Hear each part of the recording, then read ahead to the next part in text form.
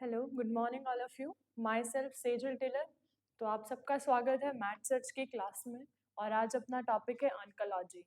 Oncology के अंदर अपन ये स्टडी करेंगे कि कैंसर को किस तरीके से ट्रीट किया जाता है, कैंसर में किस तरह के डायग्नोसिस होते हैं, कैंसर होता क्या है, कैंसर की स्टडी को अपन कहते हैं ऑन्कोलॉजी। उसके अंदर क्या क्या इफेक्टिव ट्रीटमेंट्स दिए जाते हैं, किस तरीके से कैंसर को डिटेक्ट किया जाता है, वो सारी चीजें आज अपन पढ़ेंगे ऑन्कोलॉजी में।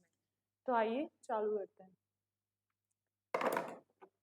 Oncology. Oncology is a branch of medical science which is associated with the screening, diagnosis, treatment and prevention of cancer. It is associated with the disease of neoplasm और ट्यूमर। ऑन्कोलॉजी एक branch है medical science की। उसके अंदर अपन ये चीज पता लगाते हैं कि कैंसर क्या होता है। कैंसर में जो चीज होती है जैसे स्क्रीनिंग के अंदर एक मेडिकल टेस्ट होता है। उसके अंदर अपन कैंसर और प्री कैंसर की जो स्टेज होती है पर्सन के अंदर वो आइडेंटिफाई करते हैं, बट इसके अंदर एक्चुअल सिम्टम्स शो नहीं होते हैं। डायग्नोसिस के अंदर बहुत सारे डायग्नोस्टिक टेस्ट होते हैं जिसके अंदर पर्टिकुलरली स्पेसिफिसिटी अपन पता कर सकते हैं कि कौन से ऑर्गन में है कैंसर और कैंसर किस स्टेज पे है। उसके लिए अपन वेरियस टाइप के डायग्नोसिस टेस्ट यूज करते हैं, जिसे अपन बायोमार्कर टेस्ट वगैरह कहते हैं, जो स्पेसिफिसिटी बता देते हैं कि ये इस ऑर्गन का कैंसर है। और एमआरआई हो गया और यूएसजी वगैरह और सिटी स्कैन वगैरह, इन सब चीजों से अपन डायग्नोस कर सकते हैं। ट्रीटमेंट्स के अंदर अपन मेनली टू टाइप्स के ट्रीटमेंट देते हैं, एक तो रेडियोथेरेपी और एक कीमोथेरेपी। रेडियोथेरेपी के अंदर अपन आयोनाइजिंग जो एजेंट्स होते हैं जैसे एक्सरे, यूवी रेज वगैरह से अपन कैंसर को डिटेक्ट कर सकते हैं, उसको ट्रीट कर सकते हैं। प्लस कीमोथेरेपी के अंदर अपन जो केमिकल प्रोसेस होता है ड्रग्स के थ्रू अपन उस चीज को किल करके अपन उस चीज को डिस्ट्रॉय कर सकते हैं। और फिर प्रिवेंशन ऑफ कैंसर के अंदर अपन उनकी जो भी रिस्क फैक्टर्स हैं सराउंडिंग्स के अंदर उनको अपन कम करते हैं, उस चीज को या फिर उस पर्सन को उस चीज से प्रिवेंट करते हैं जिसको जिसको जो मेन इटियोलॉजी है उस कैंसर का, जैसे स्मोकिंग, टोबैको चेविंग, अल्कोहलिज्म, ये सब prevention of cancer. It is associated with the study of neoplasma और ट्यूमर। न्यूप्लाज्मा और ट्यूमर मतलब एबनॉर्मल ग्रोथ होती है किसी सेल की, उसे अपन ट्यूमर और न्यूप्लाज्मा कहते हैं। वेरियस लो जो ऑन्कोलॉजी होता है वो टू वर्ड से डिराइव होते हैं, ऑनकस और लोगस। ऑनकस मीन्स द ट्यूमर, ट्यूमर मतलब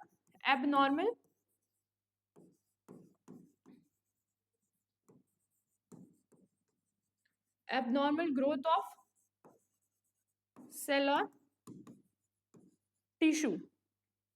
और लोगस मीन्स स्टडी ऑफ कैंसर। तो ऑल ओवर जो ऑन्कोलॉजी है उसके अंदर अपन स्टडी करते हैं कैंसर की। और जो दस the oncology means the study of a tumour, means cancer की स्टडी करने को अपन कहते हैं oncology. Okay, next, what do you mean bye cancer? Cancer की डेफिनेशन है कि एबनॉर्मल, नॉर्मली अपन देखा जाए तो किसी सेल के अंदर अनडिफरेंशिएट ग्रोथ होना, उसके मॉर्फोलॉजिकल स्ट्रक्चर में चेंजेस आना, या फिर उसके फंक्शंस के अंदर चेंजेस आना, या फिर उसका इतना ज्यादा ग्रो कर जाना कि आसपास की जितनी भी सेल्स है या टिश्यू है उसका जो फंक्शन है अल्टर्ड होता है, उसे अपन एक तरह वन टाइप ऑफ कैंसर भी कह सकते हैं। और कैंसर इज एबनॉर्मल कंडीशन, ये एक एबनॉर्मल कंडीशन होती है जहाँ पे excessive excessive is defined as abnormal growth, abnormal, uncontrolled, uncoordinated and purposeless growth of the body cell। जहाँ पे uncontrolled abnormal condition होती है, जहाँ पे excessive growth होती है, uncontrolled growth होती है, abnormal growth होती है और uncoordinate growth होती है और purposeless growth होती है सेल की, उसे अपन कैंसर कहते हैं। और these cells में भी ये localized भी हो सकती है और may B spread to another body part। ये localized भी स्पेसिफिक एक ऑर्गन में भी हो सकती है, स्पेसिफिक वन ओरिजिन साइट पे भी हो सकती है, और वो ही स्पेसिफिक वन ओरिजिन साइट वाला जो कैंसर है वो दूसरी साइट में भी मूव कर सकता है, उसे अपन कैंसर कहते हैं। नेक्स्ट, दो टाइप के some related terms and definitions हैं। बिनाइन ट्यूमर, मैलिग्नेंट ट्यूमर क्या होता है? बिनाइन ट्यूमर जो होता है, benign tumours are encapsulated and well circumscribed tumours. Encapsulated मतलब जो बिनाइन, जैसा आप इस पिक्चर में देख रहे हो कि जो बिनाइन ट्यूमर है वो इनकैप्सुलेटेड होता है, मतलब एक कैप्सुल एक फिक्स एरिया में रहता है, उसके सराउंडिंग्स में हेल्दी टिश्यूज प्रेजेंट होते हैं और वेल सर्कमस्क्राइब्ड होते हैं, मतलब अपन इस चीज को आइडेंटिफाई कर सकते हैं कि हाँ, आइडेंटिफाई कर सकते हैं कि ठीक है, ये जो स्पेसिफिक एक ही ओरिजिन में सिर्फ एक ही जगह पे कैंसर है और इसके चारों ओर जो हेल्दी टिश्यूज प्रेजेंट है। इन ये circumscribed tumours that are characterized by the following features, well differentiate होते हैं। Yes, we can differentiate between the normal and the abnormal condition of the cell. अपन बिनाइन ट्यूमर के अंदर जो सेल की जो ग्रोथ होती है उसको अपन डिफरेंशिएट कर सकते हैं।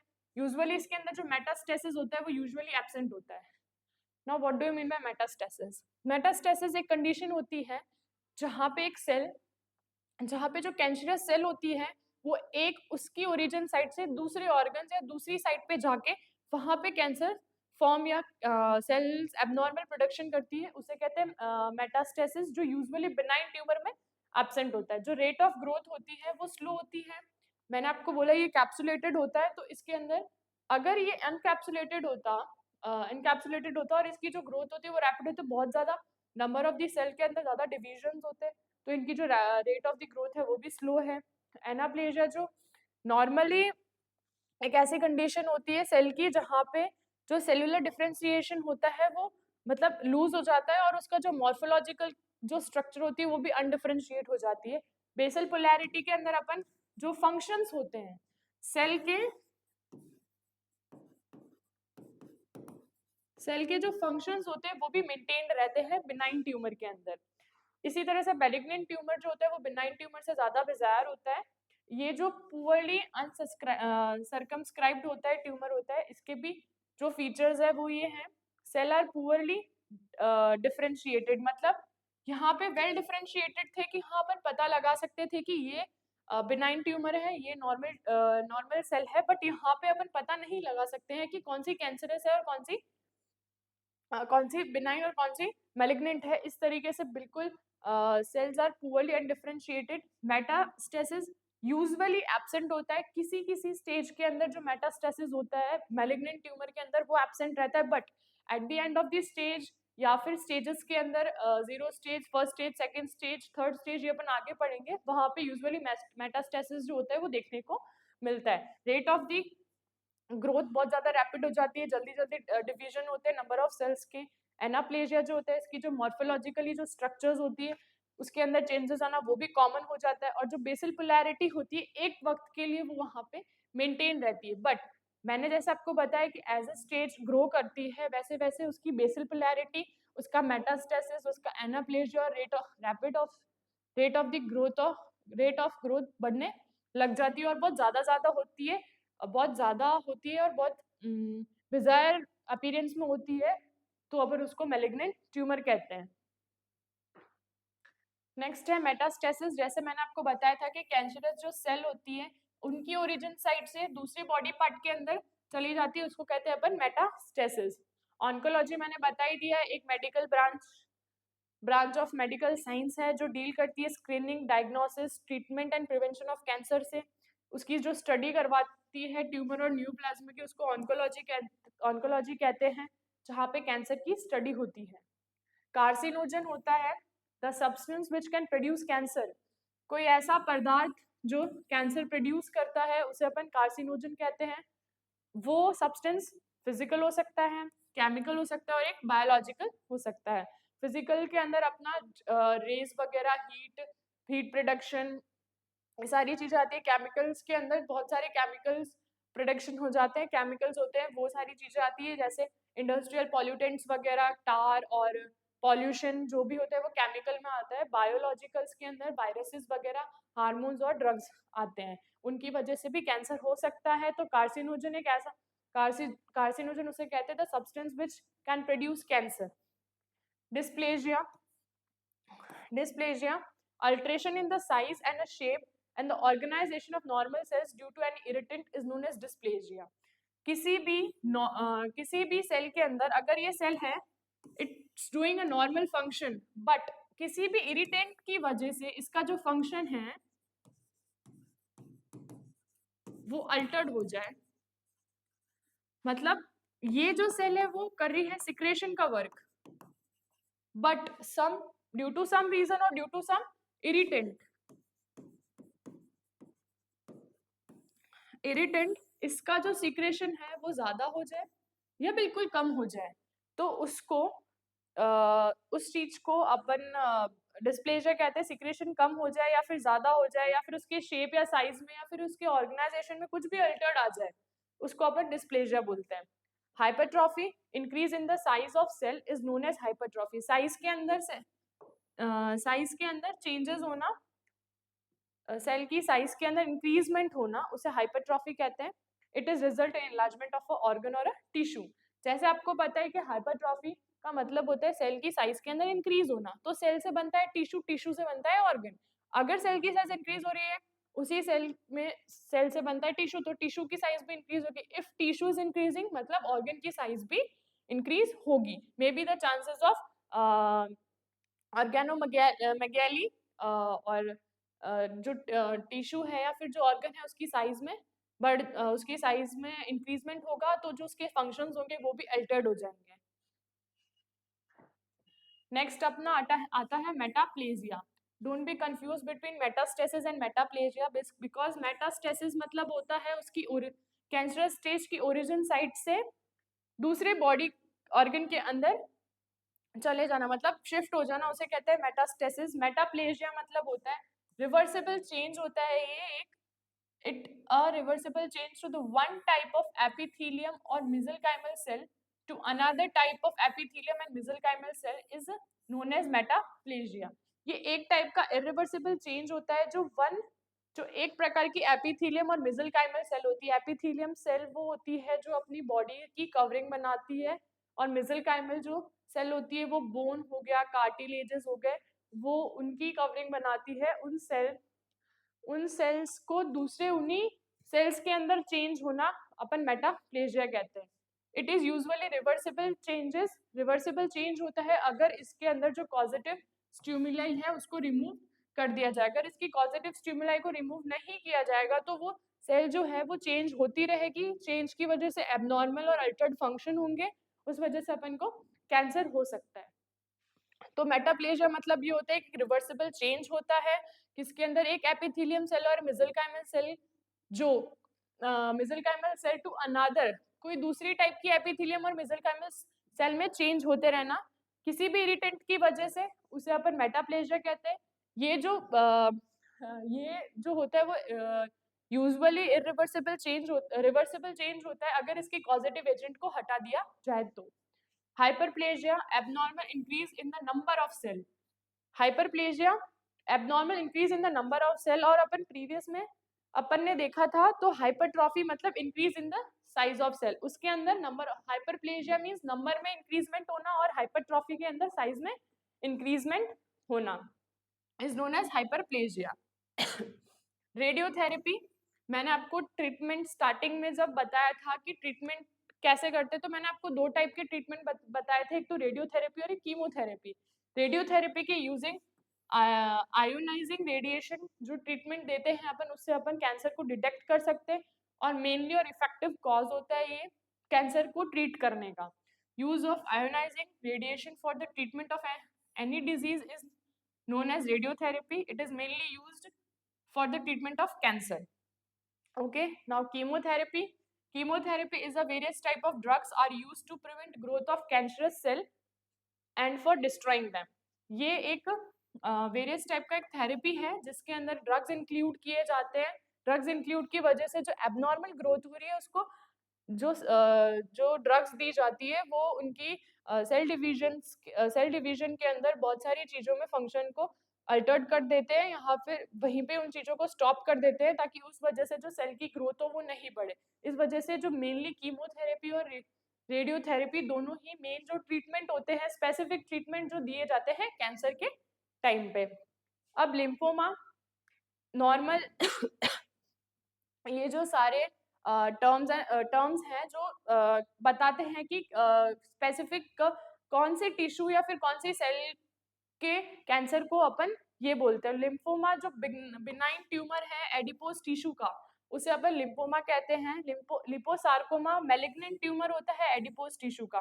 बिनाइन ट्यूमर और मैलिग्नेंट ट्यूमर अपन प्रीवियस स्लाइड में पढ़ चुके हैं कि ये क्या होता है। बिनाइन ट्यूमर क्या होता है, इनकैप्सुलेटेड और वेल सर्कमस्क्राइब्ड होता है। मैलिग्नेंट जो होता है वो पुअरली सर्कमस्क्राइब्ड होता है, वेल डिफरेंशिएट होता है, मेटास्टेसिस यूजुअली एब्सेंट होता है, रेट बहुत ज्यादा, ग्रोथ की ज्यादा स्लो होती है। किसके अंदर, बिनाइन ट्यूमर के अंदर। एनाप्लेजिया जो अनकॉमन होता है और बेसल पोलैरिटी भी मेंटेन होती है।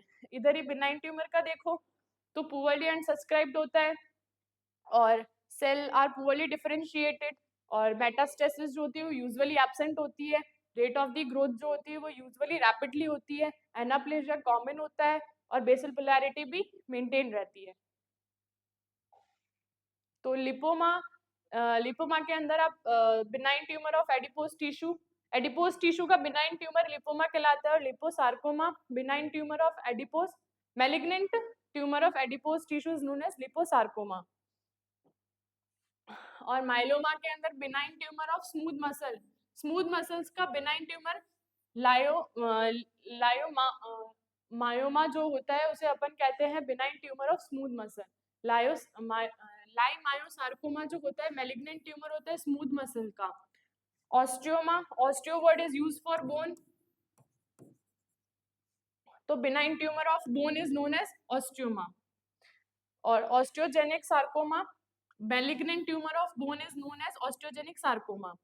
Chondro word is used for the cartilage.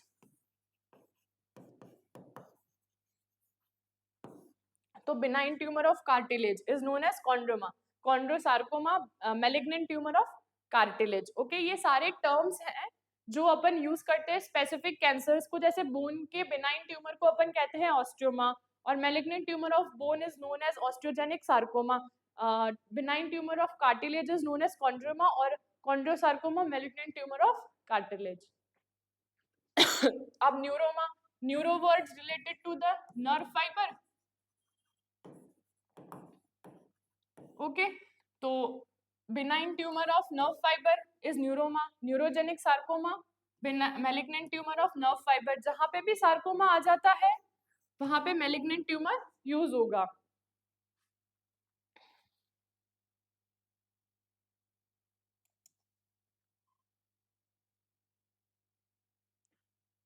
ठीक है, और जो भी सार्कोमा जो भी वर्ड आता है it's denote to the malignant tumour. Chondroma के अंदर benign tumour, cartilage, chondrosarcoma malignant tumour of the cartilage. Next अपन चलते हैं diagnosis of cancer. Diagnosis of cancer मतलब एक कॉम्बिनेशन ऑफ फिजिकल टेस्ट और इमेजिन टेस्ट होता है, लाइक सीटी, एमआरआई, यूएसजी वगैरह। जो भी अपन चीजें एक स्पेसिफिक सिटी जो फाइंड आउट करते हैं कि हाँ ये चीज है, वो अपन डायग्नोसिस के अंदर लेते हैं। डायग्नोसिस ऑफ कैंसर के अंदर अपन कैसे डायग्नोसिस ऑफ कैंसर करते हैं। Diagnosis of cancer patient is done on the basis of the following: history taking, utmost important thing in diagnosis that history taking बहुत ज्यादा important होता है। हिस्ट्री टेकिंग से पता चलता है कि पेशेंट कौन है, पेशेंट की एज क्या है, पेशेंट सेक्स कौन सा, उसका मैरिटल स्टेटस, ऑक्यूपेशन क्या है, उसका रिलीजन क्या है, उसकी कास्ट क्या है, एड्रेस और फोन नंबर, ताकि अपन एक अपने पास में एक बेसिक इंफॉर्मेशन रहती है कि पेशेंट ताकि अपन इस इंफॉर्मेशन से आइडेंटिफाई कर पाए कि ये पेशेंट है। तो अपन हिस्ट्री टेकिंग में क्या करते हैं, history taking while history taking following information are obtained. First of all, identification data: the name of the patient, the name of the father, husband and their age, sex, marital status, what is the education and their occupation, its religion, caste, address, phone number and mobile number. Next, in diagnosis we can also take that present, past, health history, ताकि अपन identify कर पाए in present कौन कौन से sign and symptoms आ रहे हैं, ताकि अपन उसको ये आइडेंटिफाई कर पाए या फिर ये डायग्नोसिस कर पाए कि इस पेशेंट को कैंसर है, कौन सा कैंसर है, कौन सी स्टेज का कैंसर है, ये सारी चीजें अपन आइडेंटिफाई कर पाए। तो प्रेजेंट हेल्थ हिस्ट्री के अंदर while collecting the present history information regarding present health problem is obtained. Information regarding presence of warning signs of cancer is also obtained. Okay, इसके अंदर ये बता रखा है कि अगर अपन जो प्रेजेंट हेल्थ हिस्ट्री है वो कैसे ले पाएंगे, जब अपन को warning sign of a cancer पता होंगे या ऑब्टेन होंगे उस पेशेंट से, तब अपन आइडेंटिफाई कर पाएंगे कि इस पर्टिकुलर पेशेंट को ये प्रॉब्लम है या फिर कैंसर है। तो जो वार्निंग साइन है वो अपन कैसे डिनोट करेंगे, मैं आपको बता देती हूँ एक बार।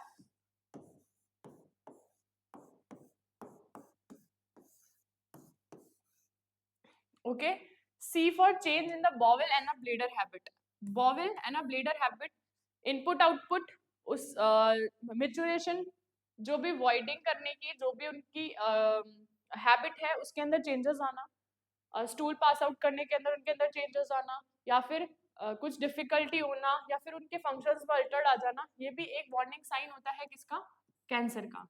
Any sore that is not healing, सोर या फिर कोई भी जो वुंड होता है, वुंड जिसे अपन कहते हैं घाव, जो हील नहीं हो पाता है, जिसके अंदर हीलिंग प्रोसेस चालू नहीं हो पाती है, या फिर वो और जो तक घाव होता है वो बढ़ता ही जाता है, वो ठीक ही नहीं होता है, ये भी एक तरह का वार्निंग साइन है कैंसर का। अनयूजुअल ब्लीडिंग एंड डिस्चार्ज, कहीं से भी एक्सटर्नली हो चाहे इंटरनली हो, यूजुअली जो ब्लीडिंग और कोई भी डिस्चार्ज होता है वो बढ़ता ही रहता है, या फिर अनयूजुअल हो जिसका कोई मतलब ही नहीं हो। मैंने बोला था स्टार्टिंग में, किसी भी जो बेसल पोलैरिटी है सेल की वो बिगड़ जाती है, उसके फंक्शंस के अंदर चेंज हो जाएगा, तो सिक्रेशंस के अंदर चेंज हो जाना होता है, वो लगातार ब्लीड कर रहा है, वो लगातार उसके अंदर से डिस्चार्ज हो रहा है, बट इट वाज अनयूजुअली, उसका कोई रोल नहीं है, अपन को वो डिस्चार्ज या फिर वो ब्लीडिंग वगैरह नहीं होनी चाहिए बट फिर भी वो ब्लीड कर रहा है, तो ये भी एक वार्निंग साइन है कैंसर का। इंजेशन, इंजेशन मतलब आप कुछ भी खा रहे हो, इट इज नॉट डाइजेस्टिंग, आप वॉमिट कर रहे हो, आपके जो बॉवेल हैबिट है उसके अंदर चेंजेस आना, लगातार एक बार नहीं, दो बार नहीं, तीन बार आप बॉवेल हैबिट आपकी चेंज होती जा रही है, ये भी एक वार्निंग साइन है कैंसर का। थिकनिंग और a lump in any body part as in the breast, कोई भी लंप बन जाना कहीं पे भी, मेनली जो लंप्स वगैरह बनते हैं फीमेल्स के अंदर वो ब्रेस्ट में बनते हैं, that may causes it breast cancer, और मेल्स के अंदर जो बनते हैं वो टेस्टीज होती हैं, टेस्टिकल्स के अंदर लंप्स बन जाते हैं, तो वो भी एक टेस्टिकुलर कैंसर के अंदर कन्वर्ट हो सकता है, तो ये भी एक साइन होता है, वार्निंग साइन होता है कैंसर का। Nagging and cough and hoarseness, nagging cough and hoarseness क्या मतलब, ये होता है आपको लगातार कफ है, आपकी जो voice it was not clear, आपको बोलने में तकलीफ हो रही है, या फिर आपकी जो वॉइस है उसके अंदर जो आपका पिच है वो एकदम हार्ड हो चुका है, कुछ एकदम हार्ड हो चुका है, उस ये भी एक वार्निंग साइन है कैंसर का। और इसके अंदर एक ओ मिसिंग है, जिसके अंदर अपन लिख सकते हैं ऑब्वियस ऑफ वाटर एंड मोल। ये जो स्पेसिफिक सिटी होती है, जो ये स्पेसिफिक वाटर एंड मोल जो होते हैं वो स्किन चेंजेस को प्रिटेंड करता है, जिसके अंदर एक छोटा सा स्किन पे मोल हो जाता है, वो भी एक वार्निंग साइन होता है कैंसर का। उससे अपन उस चीज से उस ना तो वो कभी हील होता है, ना उस चीज में डिस्चार्ज वगैरह होने लग जाते हैं, तो वो भी एक वार्निंग साइन है कैंसर का। उस वो जो चीज होती है पूरी स्किन से बिल्कुल अलग होती है, एक छोटा सा स्पॉट टाइप सा होता है। ठीक है, तो ये जो है वो क्वेश्चन मैंने एक ये ट्रिक बताई है ताकि आप बॉन्डिंग साइन को आइडेंटिफाई कर पाओ। C for change in the bowel habit, A for any sore that is not healing up, U for unusual bleeding और discharge, T for thickening, thickening और a lump in any body part such as in the breast, may be यहाँ पे testes भी लिख सकते हैं अपन, testes. I for injection, O for obvious of water and mole, and N for neiging, cuff and hoarseness। एक और दो और साइन होते हैं जिनको अपन लिख सकते हैं U and P, अब अनएक्सप्लेन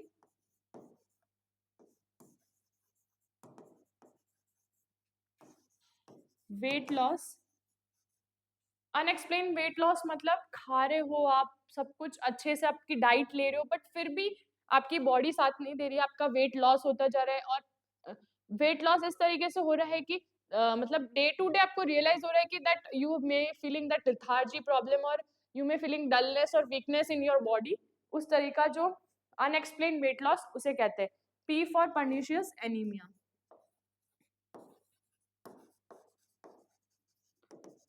Pernicious anemia वही ब्लड वगैरह आयरन वगैरह की जो भी कमी होती है उसे वर्निशियस एनीमिया में भी डिनोटेड होता है, और ये भी बहुत ज्यादा एक सीरियस कंडीशन हो जाती है, ताकि ये वार्निंग साइन है, इनसे अपन पता लगा सकते हैं कि हाँ इन प्रेजेंट में अगर किसी भी पेशेंट को इन इन सारे वार्निंग साइंस में से कुछ भी एक साइन भी दिखता है तो वी कैन आइडेंटिफाई कि दिस पेशेंट में कॉज कैंसर और दिस पेशेंट में भी suffering from that problem. Okay, past health history से it is also most important कि प्रेजेंट की देख लो बट पास्ट की हिस्ट्री ना देखो आप. तो पास्ट के अंदर while collecting a past health history following information are obtain, आपको कोई मेडिकल सर्जिकल डिजीज तो नहीं थी इन पास्ट जो अब जाके कुछ तकलीफ दे रही हो या फिर कुछ प्रॉब्लम हो रही हो. प्रीवियस हिस्ट्री ऑफ कार्सिनोमा, आपको कोई ब्रेस्ट कैंसर नहीं था, टेस्टिकुलर कैंसर तो नहीं था, आपको टोबैको आप च्यूइंग करते थे तो आपको ओरल कैविटी कैंसर तो नहीं था, आप अल्कोहल ड्रिंक करते थे आपको लिवर कैंसर तो नहीं था, आप स्मोकिंग करते थे due of cause any lung cancer, और इन पास्ट हिस्ट्री और previous history of cancer carcinoma previous history of hospitalisation में also cause the cancer, because यहाँ पे हॉस्पिटल्स में HIV डिटेक्टेड जो पेशेंट होते हैं उनको कवर करके या फिर उनको आइसोलेशन वगैरह में नहीं रखा जाता और उनके कांटेक्ट में कोई हॉस्पिटलाइज पर्सन आ जाता है, तो उस वजह से भी आपको कुछ प्रॉब्लम हो सकती है, मतलब कैंसर वगैरह हो सकता है, या फिर इम्यूनिटी जो पावर होती है वो सप्रेस्ड हो सकती है, उस वजह से HIV आपको कॉज हो सकता है. तो ये सारी चीजें जो अपन है पास्ट हेल्थ हिस्ट्री के अंदर डिनोट करेंगे. Family history, this information regarding history of cancer in any family member is obtain. कोई भी हिस्ट्री हो कैंसर की फैमिली मेंबर के अंदर मिले तो उस वजह से भी आपको कैंसर की प्रॉब्लम हो सकती है. पर्सनल हिस्ट्री के अंदर अपन देख सकते हैं while collecting personal history of the following information are obtain. मैंने पहले ही बोला था हैबिट ऑफ स्मोकिंग और टबैको च्यूइंग, ये आपकी पर्सनल हिस्ट्री है कि आप स्मोकिंग तो नहीं करते हो, आप टोबैको तो च्यूव नहीं करते हो, आप हिस्ट्री ऑफ एल्कोहलिज्म, आप अल्कोहल कंज्यूम तो नहीं करते हो, आपकी जो डाइट है, diet pattern of the patient क्या है, ज्यादा फाइबर डाइट लेने से लो फाइबर डाइट लेने से भी कैंसर में कॉज हो सकता है. आपका ऑक्यूपेशन क्या है, you are working in the industrial area, वहाँ पे बहुत सारे पॉल्यूटेंट्स होते हैं जो लंग कैंसर कॉज कर सकते हैं. आपका सोशो इकोनॉमिक स्टेटस क्या है, सोशो इकोनॉमिक स्टेटस मीन्स आप कहाँ से belong, as a slum areas belonging हो, आपकी सेडेंटरी लाइफस्टाइल है. सेडेंटरी लाइफस्टाइल मतलब एकदम आरामदायक लाइफस्टाइल है जिससे आप कुछ काम नहीं करते हो, बस आपका काम होता है खाना पीना और सोना. तो खाने पीने और सोने से क्या मोटापा बढ़ता है, मीन्स ओबेसिटी बढ़ती है, ओबेसिटी से भी बहुत सारे कैंसर हो सकते हैं. अगर आपकी लाइफस्टाइल बिल्कुल स्लम्स एरियाज में है तो आप किसी चीजों का ध्यान नहीं रख रहे हो, आपको पॉल्यूटेंट्स जो भी एटमॉस्फेरिक पॉल्यूशन हो रहा है उसके अंदर आप उस चीज को कंज्यूम कर रहे हो, या फिर कोई ऐसी गैसेस हो जिससे लंग्स कैंसर हो सकते हैं. तो ना तो ज्यादा सेडेंटरी लाइफस्टाइल जीनी चाहिए और ना ज्यादा वैसी. You have to maintain your quality of the life.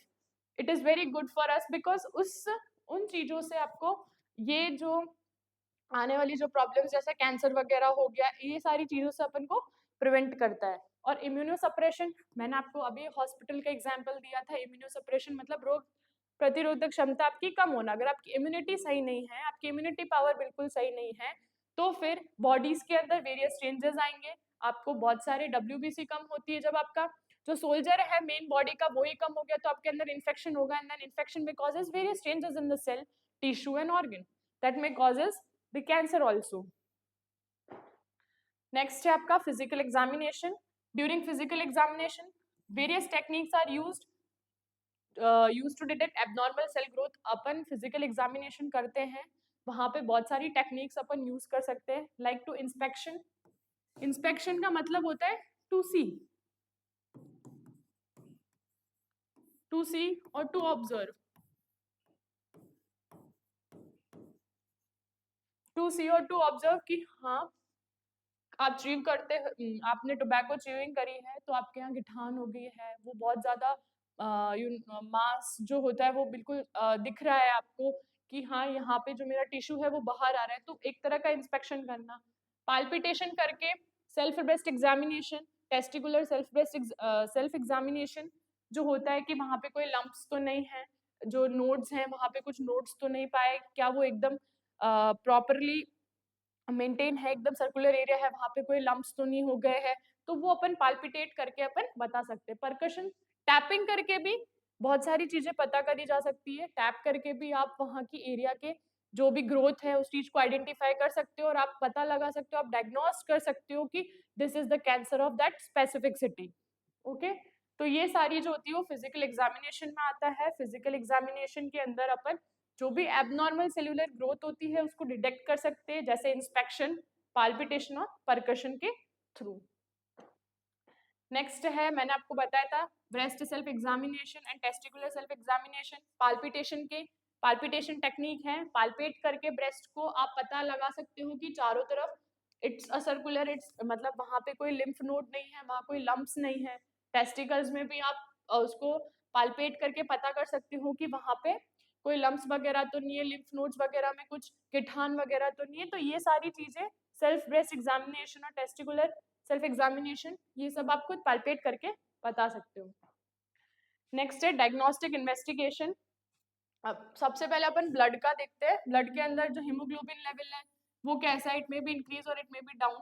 Total leukocyte count क्या है,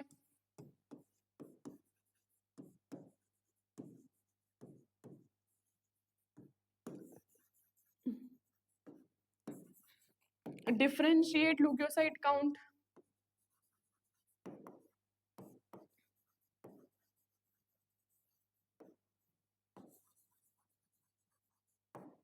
ल्यूकोसाइट मींस WBC, उनका काउंट क्या है। और SGOT SGPT अपन देखते हैं लिवर फंक्शन के अंदर।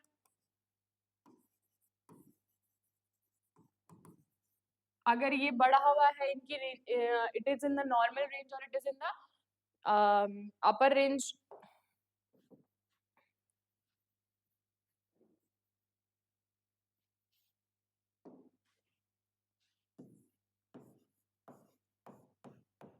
SGOT की जो फुल फॉर्म है वो सीरम ग्लूटामिक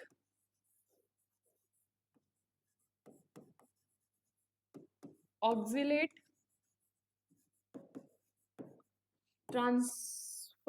ट्रांसमिनेज।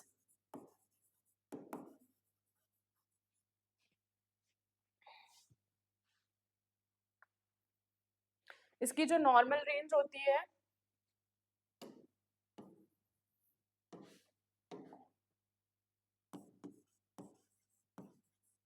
इसकी जो नॉर्मल रेंज होती है वो 7 to 56 माइक्रो पर लीटर होती है।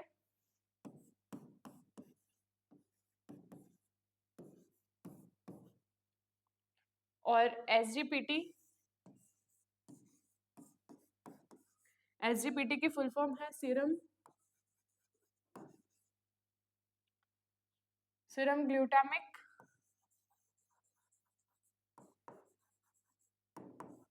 Glutamic pyruvic transaminase.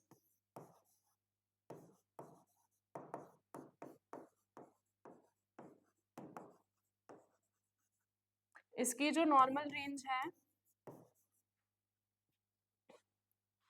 वो है 8 to 45 माइक्रो पर लीटर।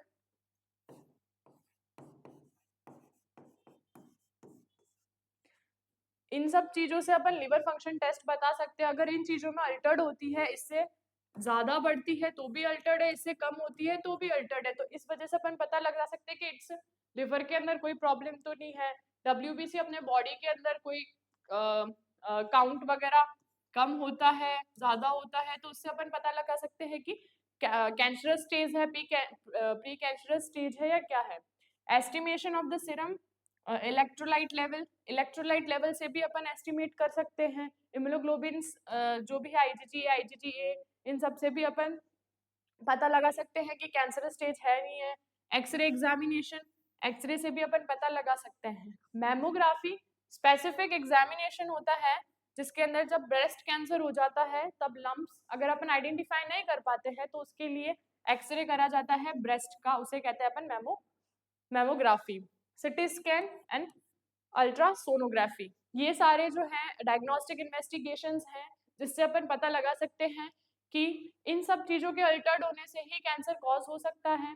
जैसे हीमोग्लोबिन का लेवल बढ़ जाना, कम हो जाना, टोटल ल्यूकोसाइट काउंट्स जो होती है, डिफरेंशिएट ल्यूकोसाइट काउंट जो होती है, एसजीपीटी, एसजीयूटी, और सीरम इलेक्ट्रोलाइट लेवल, इम्यूनोग्लोबिन से अपन पता लगा सकते हैं कि कहाँ पे अल्टर्डनेस आ रही है, कहाँ पे ये चीजें कैंसर कॉज कर सकती है। एक्सरे से we can identify, because X ray image पूरी दे देता है तो वहां पे लम्स वगैरह का पता चल जाता है, लिम्फ नोड्स वगैरह का पता लग जाता है।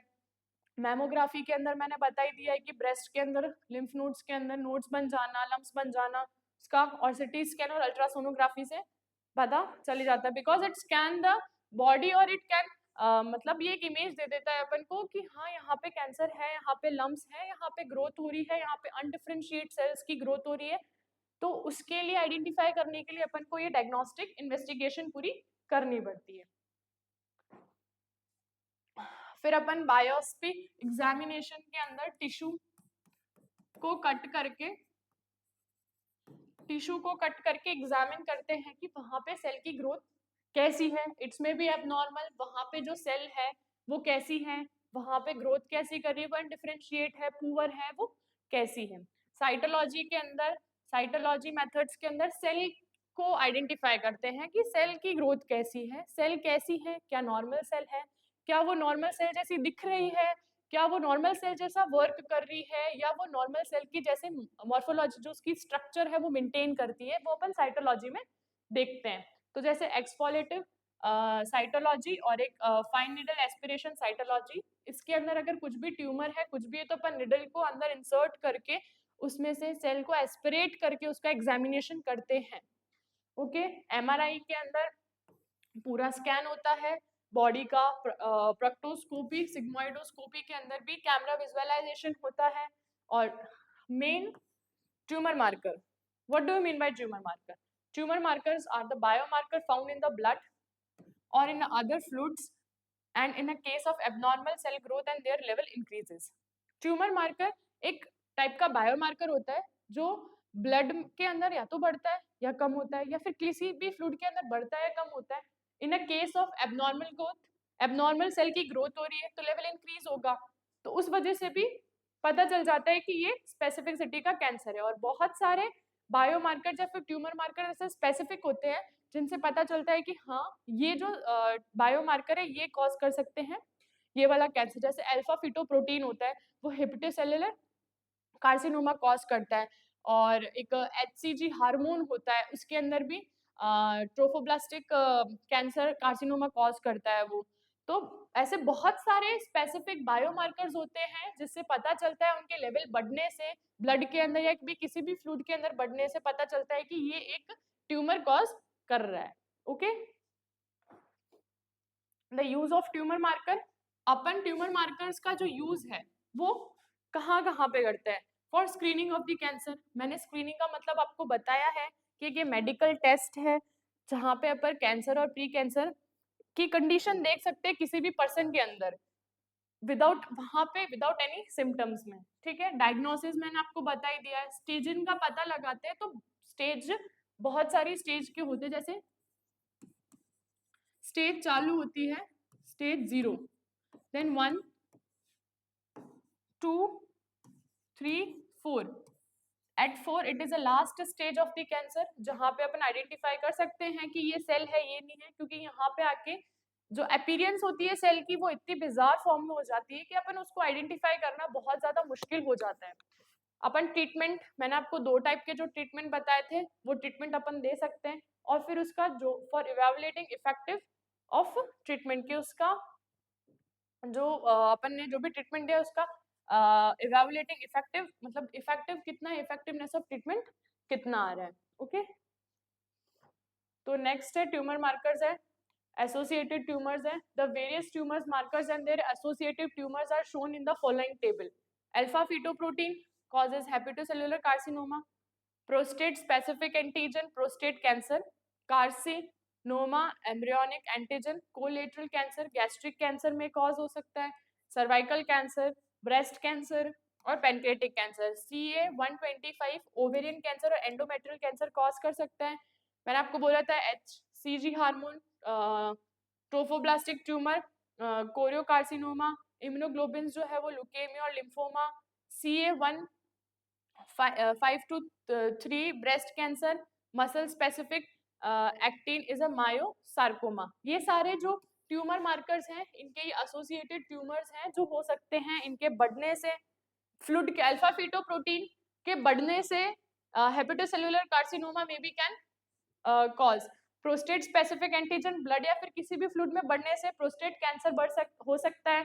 एचसीजी हार्मोन, एचसीजी जो गोनाडोट्रोपिन जो भी हार्मोन है, ह्यूमन क्रॉनिक गोनाडोट्रोपिन हार्मोन बढ़ने की वजह से ट्रोफोब्लास्टिक ट्यूमर हो सकता है, और इम्यूनोग्लोबिन्स की वजह से लुकेमिया हो सकता है या लिम्फोमा हो सकता है। मसल स्पेसिफिक एक्टिन की वजह से मायोसार्कोमा हो सकता है। ओके, नेक्स्ट है मैंने आपको वार्निंग साइन बता ही दिए थे।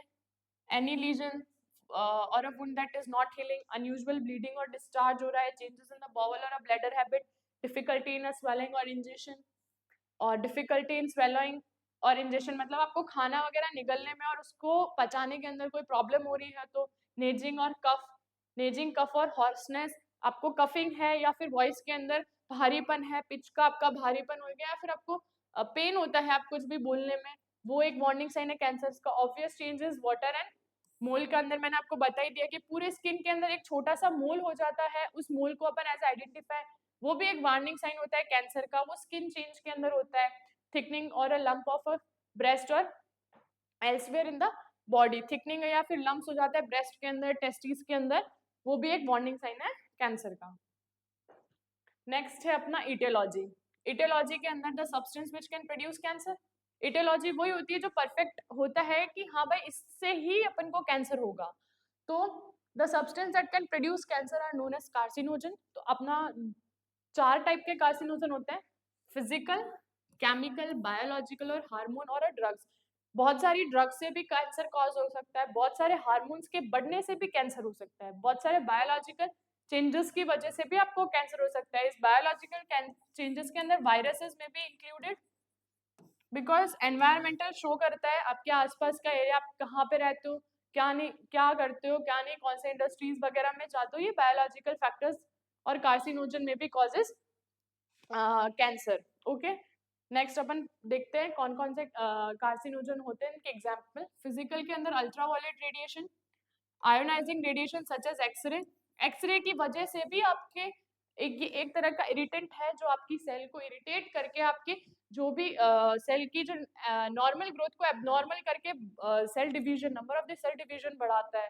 मैकेनिकल इंजरी, मैकेनिकल इंजरीज के अंदर आपके स्टोन वगैरह जो होते हैं, गॉल जैसे गॉल स्टोन हो गया, यूरिनरी ट्रैक्ट के अंदर स्टोन हो गया, तो ये एक तरह का इरिटेंट है स्टोन, जो आपकी सेल को इरिटेट करके आप सेल के जो फंक्शंस होते हैं उसको अल्टर्ड करके उसके अंदर सेल के अंदर ग्रोथ वगैरह करवाता है। तो इस ये वाले भी increase in stone increase risk for the carcinoma in these organs. तो इन सब चीजों से भी रिस्क बढ़ता है कार्सिनोमा का या फिर कार्सिनोजन या फिर कैंसर होने का। केमिकल कार्सिनोजेंस के अंदर aromatic hydrocarbons in tobacco, tobacco के अंदर बहुत सारे नशीले पदार्थ या फिर कोई एरोमेटिक हाइड्रोकार्बन्स होते हैं। स्मोक के अंदर, सूट के अंदर, जो टार होता है इंडस्ट्रियल एरियाज के अंदर, उसके अंदर बहुत सारे हाइड्रोकार्बन्स होते हैं, इंडस्ट्रियल पॉल्यूटेंट्स, जो अपने लंग्स में जाके या फिर अपनी रेस्पिरेटरी ट्रैक्ट में जाके उन चीज़ों को इरिटेंट कॉज करता है। इरिटेंट कॉज करने के बाद में वो जो नॉर्मल फंक्शन है सेल टिश्यू का, वो चीजें अल्टर्ड होने के बाद में वो एबनॉर्मली वर्क करती है, एबनॉर्मली ग्रोथ करती है, उस वजह से भी आपको कैंसर हो सकता है। और एटमॉस्फेरिक पॉल्यूटेंट में भी हो सकता है, एसबीटोस में भी हो सकता है, मेटल्स, बहुत सारे मेटल्स की वजह से भी कैंसर कॉज हो सकता है। मे बी इट्स लीड, कोबाल्ट और निकल, बहुत सारी डाइस की वजह से भी आपको कैंसर कॉज हो सकता है। बहुत सारे कंपाउंड है, नाइट्रोसो कंपाउंड्स से भी हो सकता है। इंसेक्टिसाइड जो अपन खेतों में जो दवाइयाँ जो छिड़कते हैं, उनसे भी बहुत सारे कैंसर्स वगैरह कॉज हो सकता है। एक एरिक्सनिक कंपाउंड होता है, बेंजीडाइन, माइटोसिन सी और एक्टिसिन सी, इन सब से भी आपको कैंसर कॉज हो सकता है। ये सारे टाइप ऑफ कार्सिनोजेंस हैं, ये इनके एग्जाम्पल्स हैं कि आपको इन सारी चीज़ों से कैंसर के होने के चांसेस ज़्यादा रहते हैं, क्योंकि they are harmful to our body, they are harmful to our body cells, जो बॉडी सेल्स के लिए हार्मफुल है, तो अपने बॉडी सेल्स को जाके इरिटेट करेंगे, तो इरिटेट करने के बाद में क्या होगा, एबनॉर्मल ग्रोथ चालू होगी। एबनॉर्मल ग्रोथ चालू होगी तो उसकी जो बेसल पोलैरिटी है, जो उसका मेंटेन फंक्शन, जो नॉर्मल मेंटेन फंक्शन करने का तरीका है, वो मेंटेन नहीं होगा और फिर वो एबनॉर्मल फंक्शन करेगा, that may be causes harm to your body. और एबनॉर्मल ग्रोथ होगी, बॉडी एबनॉर्मल ग्रोथ होगी सेल के अंदर, तो वो चीज जो है वो बॉडी को इफेक्ट करेगी और द बॉडी कैन नॉट, जो बॉडी है उस चीज को नहीं एक्सेप्ट कर पाएगी, then it may be lead to the bizarre condition और it may be cause cancer.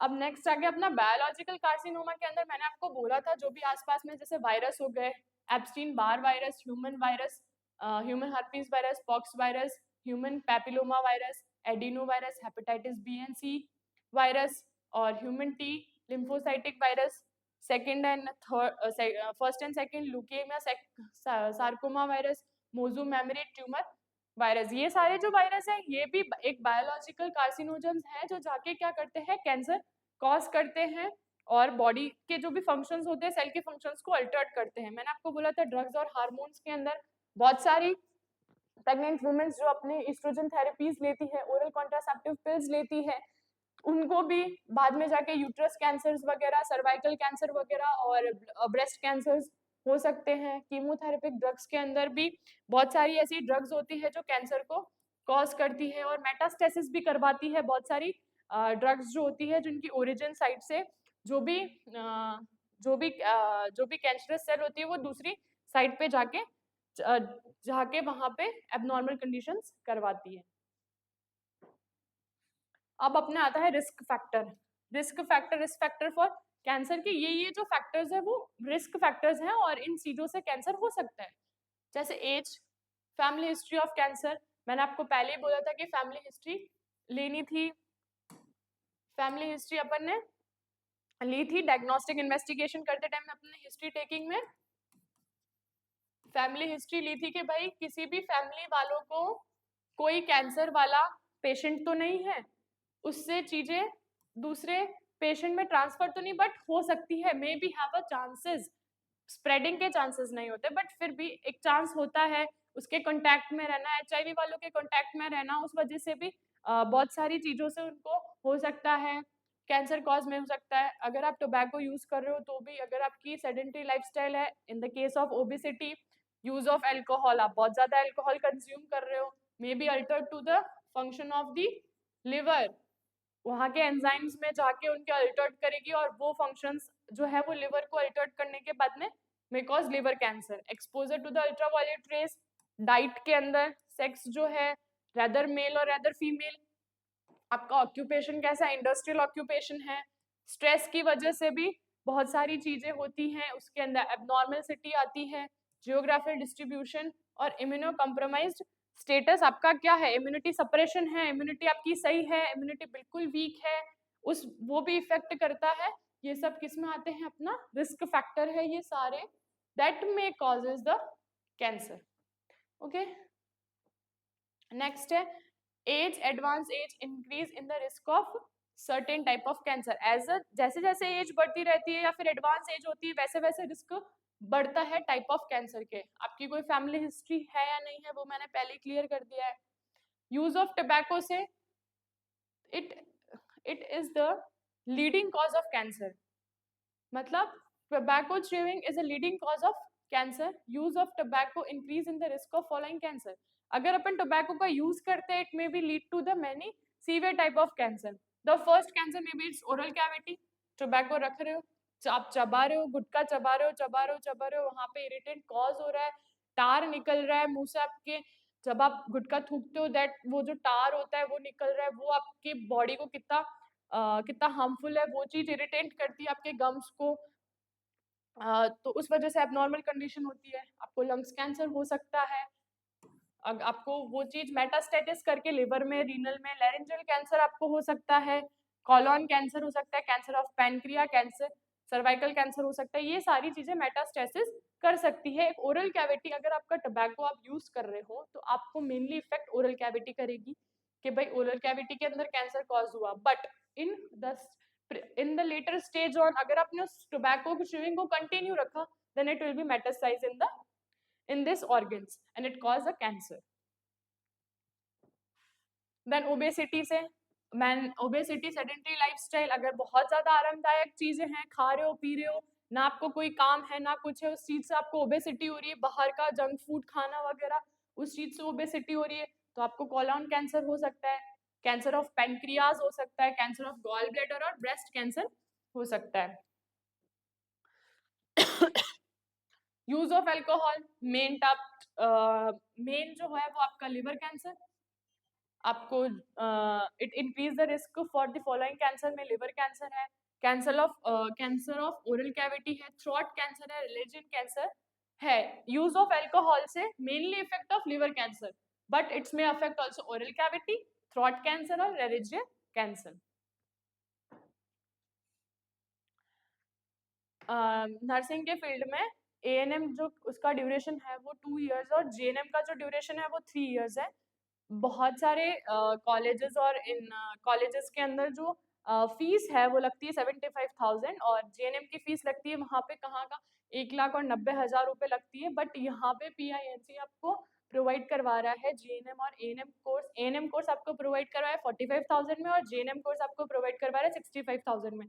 तो आप जरूर विजिट करें और यहाँ पे देखें कि पूरा फीस वगैरह और कितना सब कुछ सही है. अब अपन बढ़ते हैं exposure to the ultraviolet rays. Ultraviolet rays जो होती है वो डायरेक्ट सन वगैरह और इनसे मिलती है, तो वो squamous cell carcinoma, squamous cell जो होती है एकदम फ्लैट सेल होती है, ये सेल नंबर ग्रोथ करती रहती है, फ्लैट सेल बहुत ज्यादा ग्रोथ कर लिया, damage to your skin, damage to the cell which is present on your skin, उसको डैमेज करता है. तो squamous cell carcinoma, basal cell जो हर सेल के नीचे एक बेसल सेल होती है जो बेसमेंट में रहती है, जिसे बेसल सेल कहते हैं, उसका भी कार्सिनोमा हो सकता है.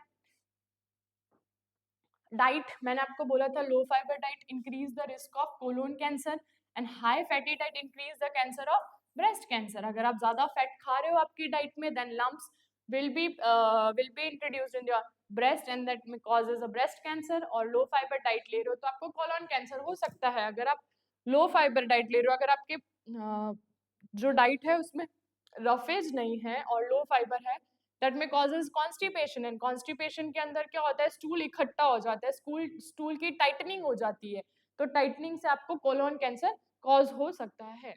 Okay, because of growth of bacteria and the virus and in biological factor अपन ने पढ़ा था, बायोलॉजिकल कार्सिनोजन के अंदर अपन ने पढ़ा था कि वहाँ पे वायरस का अगर ज्यादा ग्रोथ हो जाएगा तो वहाँ पे एबनॉर्मलिटी पैदा होने के बाद में लो फाइबर डाइट जो कोलोन कैंसर अपन को कॉज कर सकती है. अब सेक्स के अंदर certain cancers are common in the males whereas certain cancers common in the females. Mainly जो certain cancer common in the males है वो है टेस्टिकुलर कैंसर, जो मैंने आपको पहले बताया था, जो पाल्पिटेशन करने से चीजें पाल्पिटेट करने से पता चलता है कि वहाँ पे लम्स है कि नहीं है. और मेनली सर्टेन कॉमन जो होता है इसके अंदर breast cancer, cervical cancer, uterus cancer जो होता है वो होता है फीमेल के अंदर. तो सेक्स जो है वो भी है कि सर्टेन कैंसर कॉमन होता है मेल्स के अंदर और सर्टेन होता है फीमेल्स के अंदर. और कौन कौन से कैंसर होते हैं वो मैंने आपको बता दिया, जैसे प्रोस्टेट कैंसर मेल के अंदर, टेस्टिकुलर कैंसर हो गया मेल के अंदर, फीमेल के अंदर हो गया अपना ब्रेस्ट कैंसर, फीमेल के अंदर लिख लो.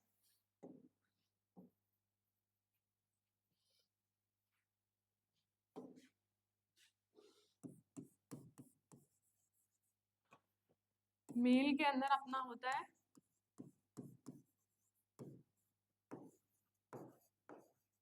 प्रोस्टेट कैंसर,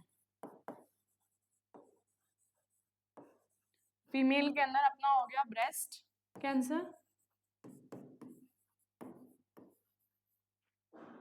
सेकंड पे हो गया सर्वाइकल,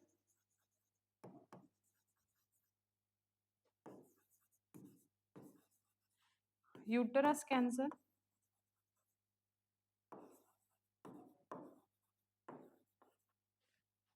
प्रोस्टेट कैंसर एक टेस्टिकल वाला भी.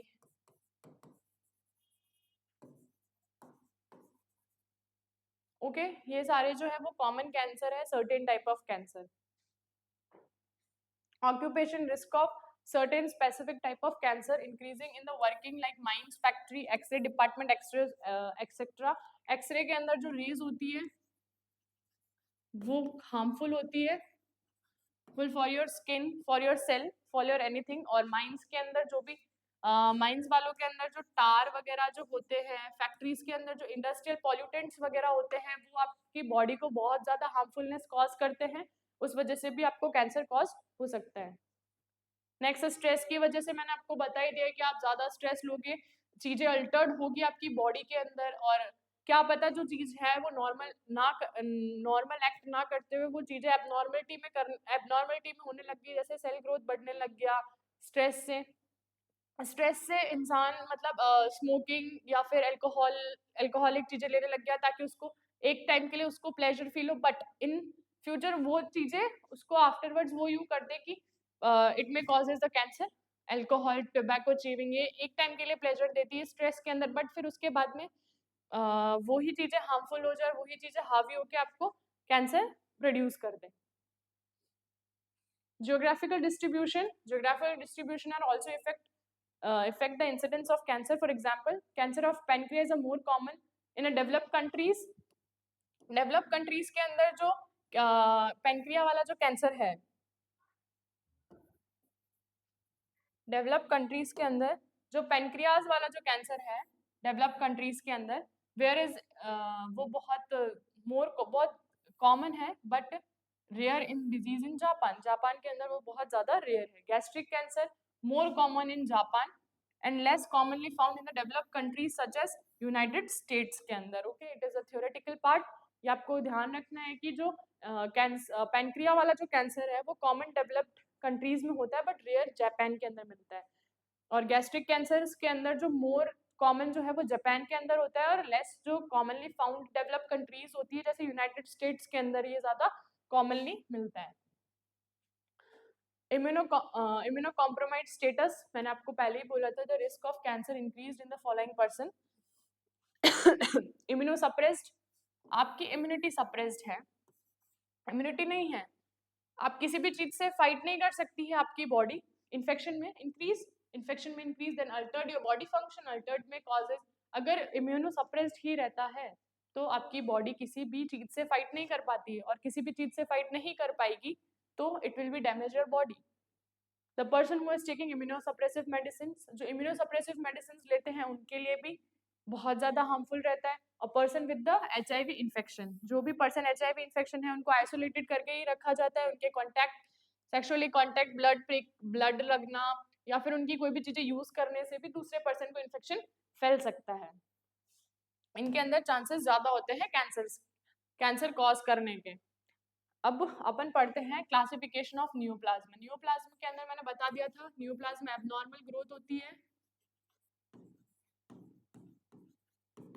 एबनॉर्मल ग्रोथ होती है, उसे अपन सेल की या टिश्यू की उसको अपन न्यूप्लाज्म कहते हैं। न्यूप्लास्टिक ट्यूमर मैंने स्टार्टिंग में ही आपको बताया था कि दो टाइप के होते हैं, बिनाइन न्यूप्लाज्म और मैलिग्नेंट और अनडिफरेंशिएट न्यूप्लाज्म और डिफरेंशिएट न्यूप्लाज्म। ओके, अब पढ़ते हैं आगे। डिफरेंशिएट और अनडिफरेंशिएट न्यूप्लाज्म और बिनाइन और मैलिग्नेंट न्यूप्लाज्म क्या होता है। बिनाइन न्यूप्लाज्म इनकैप्सुलेटेड होता है, वेल सर्कमस्क्राइब्ड होता है। इनकैप्सुलेटेड मैंने आपको बताया था, एक कैप्सूल में रहता है, सराउंडिंग में इसके हेल्दी टिश्यूज रहते हैं, और ये कैंसर मतलब जो सेल्स जो रहती है जो ज्यादा एबनॉर्मल ग्रोथ करती है वो एक कैप्सुलेटेड एरिया में ही रहती है। वहां पे there are irregular, poorly uncircumscribed. Irregular मतलब कैसी भी शेप में हो सकते हैं, चारों तरफ हेल्दी टिश्यू होंगे बट उनका शेप कुछ भी होगा, कहीं पे भी मेटास्टेसिस कर जाएंगे, उनको अपन आइडेंटिफाई नहीं कर पाते और वो पुअरली अनसर्कमस्क्राइब्ड होता है। Okay, then cell are well differentiate, cell को अपन पहचान सकते हैं, इधर पुअरली डिफरेंशिएट होती है, अपन उनको पहचान नहीं सकते हैं, अपन उनको आइडेंटिफाई नहीं कर सकते, डिफरेंशिएट नहीं बता सकते। Size of cell is small, जो साइज जो होती है सेल की वो स्मॉल होती है, रेदर देन मैलिग्नेंट ट्यूमर के अंदर जो size of cell is comparatively larger, वहाँ की जो सेल की जो साइज है वो लार्जर होती है, क्योंकि वहाँ मैलिग्नेंट में अपन ने पहले पढ़ा था कि जो ग्रोथ ऑफ डिवीजन, जो ग्रोथ है, नंबर ऑफ डिवीजन है वो ज्यादा होते हैं वहाँ पे मैलिग्नेंट ट्यूमर के अंदर। मेटास्टेसिस यूजुअली एब्सेंट होता है बिनाइन ट्यूमर के अंदर, बट मेटास्टेसिस प्रेजेंट होता है मैलिग्नेंट न्यूप्लाज्मा के अंदर। न्यूप्लाज्मा बोलो, ट्यूमर बोलो, उसके अंदर reassemblance with the tissue origin is present or reassemblance with the tissue of origin is not found। reassemblance मतलब ये होता है कि जो ट्यूमर है वो नॉर्मली दिखता कैसा है, उसका रीअसेंबलेंस क्या है, उसकी स्ट्रक्चर कैसी है, वो कैसा दिखता है या हेल्दी है कि नहीं है, उसे उसे कहते हैं। इसके अंदर तो वो चीज प्रेजेंट होती है, बट इसके अंदर वो चीज फाउंड नहीं होती है, क्योंकि यहाँ पे बहुत ज्यादा ग्रोथ करती है, बहुत ज्यादा जो भी सेल होती है बहुत ज्यादा उनका रैपिड डिवीजन होता है, उनके अंदर चीजें बहुत ज्यादा पुअरली सर्कमस्क्राइब्ड होती है, बहुत ज्यादा अनडिफरेंशिएट होती है। स्पीड ऑफ जो ग्रोथ है, मैंने आपको पहले ही बोला था, बेनाइन ट्यूमर के अंदर स्पीड ऑफ जो ग्रोथ है वो स्लो होती है, तो ग्रोथ रैपिड होती है, बहुत नंबर ऑफ डिवीजन बहुत ज्यादा होते हैं। सेकेंडरी चेंजेस जो होते हैं वो कम होते हैं, बट इसके अंदर सेकेंडरी चेंजेस यूजुअली प्रेजेंट होते हैं, और बहुत ज्यादा भी होते हैं सेकेंडरी चेंजेस कि बहुत ज्यादा ग्रोथ कर जाना, कैप्सुलेटेड है इनकैप्सुलेटेड, बट वो बहुत ज्यादा जल्दी जल्दी फैल जाती है, जहाँ पे चारों तरफ जो हेल्दी टिश्यूज है उनको भी डिस्ट्रॉय कर देती है। ठीक है, और these neoplasm usually compressed surrounding और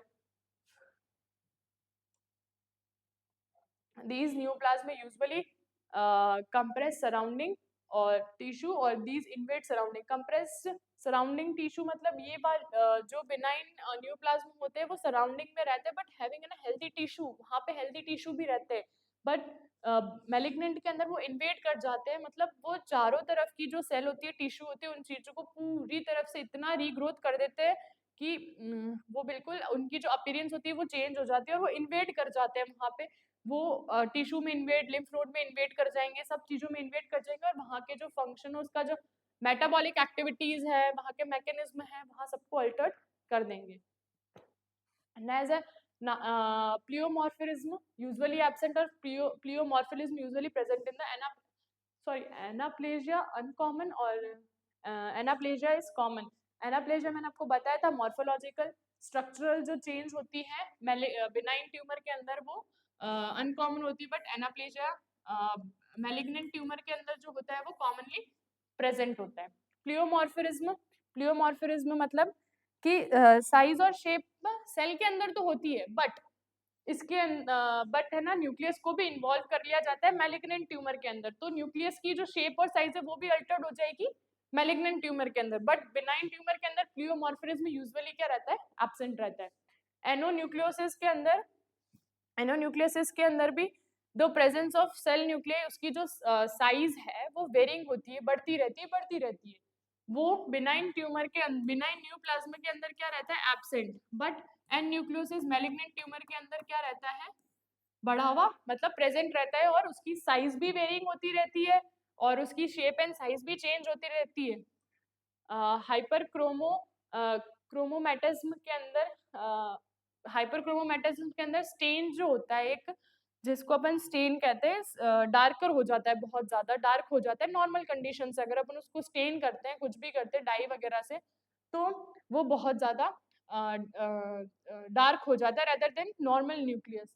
तो बिनाइन न्यूप्लाज्म के अंदर वो चीज एब्सेंट रहती है, बट इन मैलिग्नेंट ट्यूमर वो चीज प्रेजेंट रहती है। न्यूक्लियो साइटोप्लाज्मिक रेशियो नॉर्मल रहता है न्यूक्लियस और साइटोप्लाज्मिक प्लाज सेल के अंदर, ये ऑर्गेनली होते हैं, साइटोप्लाज्म और न्यूक्लियस का जो रेशियो होता है वो नॉर्मल रहता है, बट इसके अंदर रेशियो इंक्रीज हो जाता है। क्यों? क्योंकि साइज, शेप, नंबर सब चीजें बढ़ रही है, न्यूक्लियस की साइज बढ़ रही है, न्यूक्लियस वेरिंग हो रहे हैं, न्यूक्लियस डार्क स्टेन हो रहे हैं, तो उसके अंदर साइटोप्लाज्म और न्यूक्लियस के अंदर उसका रेशियो भी बढ़ा रहता है। बेसल पोलैरिटी प्रेजेंट, बट इसके अंदर डिसअपियर हो जाती है। बेसल पोलैरिटी मैंने आपको पहले ही समझाया, जो नॉर्मल फंक्शन होता है मैलिग्नेंट ट्यूमर के अंदर उसका अल्टर्ड हो जाता है, अगर वो सिक्रेशन कर रही है, अगर वो एब्जॉर्प्शन कर रही है, तो वो इतना मोर एंड मोर करेगी कि आपको जो भी बॉडी का फंक्शन है वो बिल्कुल अल्टर्ड हो जाएगा। तो मैलिग्नेंट ट्यूमर के अंदर वो चीज बिल्कुल फंक्शनल बिल्कुल अल्टर्ड हो जाते हैं, और बेसल पोलैरिटी के अंदर वो चीज प्रेजेंट रहती हैं, मतलब उसके फंक्शन अभी भी अल्टर्ड नहीं हुए हैं बिनाइन न्यूप्लाज्म के अंदर। Invasive into the local tissue is absent. Local जो टिश्यू होते हैं, लोकलाइज जो टिश्यू होते हैं, उनके अंदर जो इन्वेजिव होता है मतलब अंदर घुसना, अंदर इन्वेड करना, वो चीज एब्सेंट होती है बिनाइन न्यूप्लाज्म के अंदर। But malignant tumours, malignant neoplasm के अंदर वो चीज यूजुअली प्रेजेंट रहती है। Removal all types of tissue bye surgical procedure is easy. Benign जो न्यूप्लाज्म होता है उसके अंदर अपन सर्जिकल प्रोसीजर करके उस चीज को रिमूव कर सकते हैं, बट वो डिफिकल्ट कब हो जाती है, जब वो बहुत ज्यादा अल्टर्ड कर जाती है, उसकी साइज एंड शेप में इतना ज्यादा चेंज हो जाता है कि इट में कॉजेज बिजार अपीयरेंस, उसका अपीयरेंस बिल्कुल चेंज हो जाता है, बहुत ज्यादा हार्मफुल कंडीशन हो जाती है। वो कंडीशन होती है मैलिग्नेंट ट्यूमर के अंदर, और मैलिग्नेंट ट्यूमर के अंदर removal of surgical procedure is difficulty. तो ये सारे जितने भी टर्म्स हैं वो डिफरेंशिएट करवाते हैं कि मैलिग्नेंट ट्यूमर और बिनाइन ट्यूमर के अंदर क्या डिफरेंसेस है। एक बार अपन वापस पढ़ लेते हैं। बिनाइन न्यूप्लाज्म के अंदर इनकैप्सुलेटेड और वेल सर्कमस्क्राइब्ड होता है, बल्कि मैलिग्नेंट के अंदर इरेगुलर और पुअर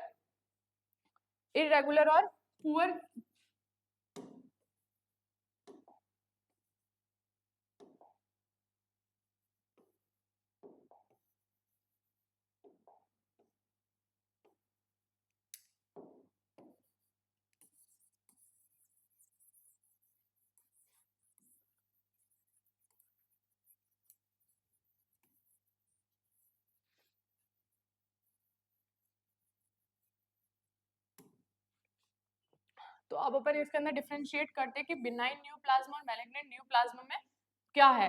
तो न्यूप्लाज्म जो बिनाइन के अंदर वो इनकैप्सुलेटेड होता है, मतलब कैप्सूल के अंदर रहता है, और वेल सर्कमस्क्राइब्ड होता है, मतलब उसका जो सर्कमस्क्राइब्ड होता है उसका जो एरिया होता है वो वेल्ड होता है। बट इसके अंदर जो इसका वो जो इनकैप्सुलेटेड वो इरेगुलर होता है और ये भी पुअर होता है। सेल जो होती है वो वेल डिफरेंशिएट होती है बिनाइन के अंदर, बट मैलिग्नेंट के अंदर वो सेल जो होती है वो पुअर डिफरेंशिएट हो जाती है। साइज जो होती है इधर स्मॉल होती है, बट इधर कंपैरेटिवली उनसे लार्जर होती है। मेटास्टेसिस जो होता है एक जगह से दूसरी जगह पे जाना बिनाइन के अंदर एब्सेंट रहता है, बट मैलिग्नेंट के अंदर प्रेजेंट रहता है। रीअसेंबलेंस ऑफ टिश्यूज प्रेजेंट, उसकी जो रीअसेंबलेंस है कि उसकी जो ओरिजिन साइट है वहां पे वो प्रेजेंट रहता है, बट जो टिश्यू मैलिग्नेंट के अंदर resemblance with the tissue of origin पता ही नहीं चलता कि वो कहाँ से उसने ओरिजिन किया है, वो वहां पे फाउंड नहीं होता है। स्पीड ऑफ ग्रोथ बहुत स्लो होती है बिनाइन में, बट मैलिग्नेंट के अंदर ग्रोथ रैपिड होती है।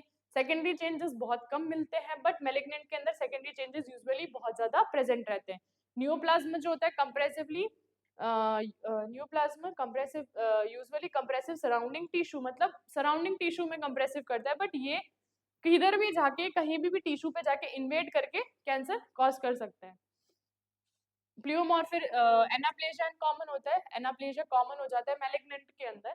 प्लियोमॉर्फिज्म में यूजुअली एब्सेंट रहता है, बट उसके अंदर यूजुअली प्रेजेंट रहता है। एक बार और समझा देती हूँ। प्लियोमॉर्फिज्म मतलब होता है कि शेप और साइज के अंदर वेरिंग आना और उसके अंदर न्यूक्लियस में इंक्लूड हो जाता है, उसको कहते हैं प्लियोमॉर्फिज्म। एनोन्यूक्लियोसिस भी एब्सेंट होता है बिनाइन के अंदर, बट प्रेजेंट होता है मैलिग्नेंट के अंदर। एनोन्यूक्लियोसिस मतलब होता है कि जो न्यूक्लियस की जो साइज है वो बढ़ती ही जा रही है।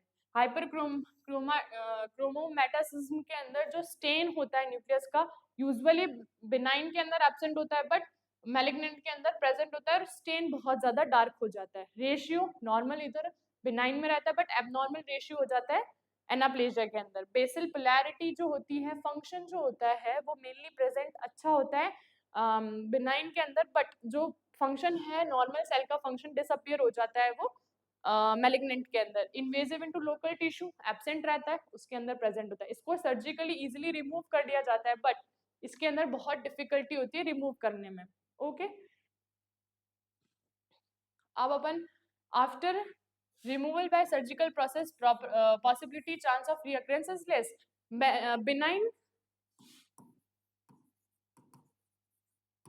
बिनाइन ट्यूमर में और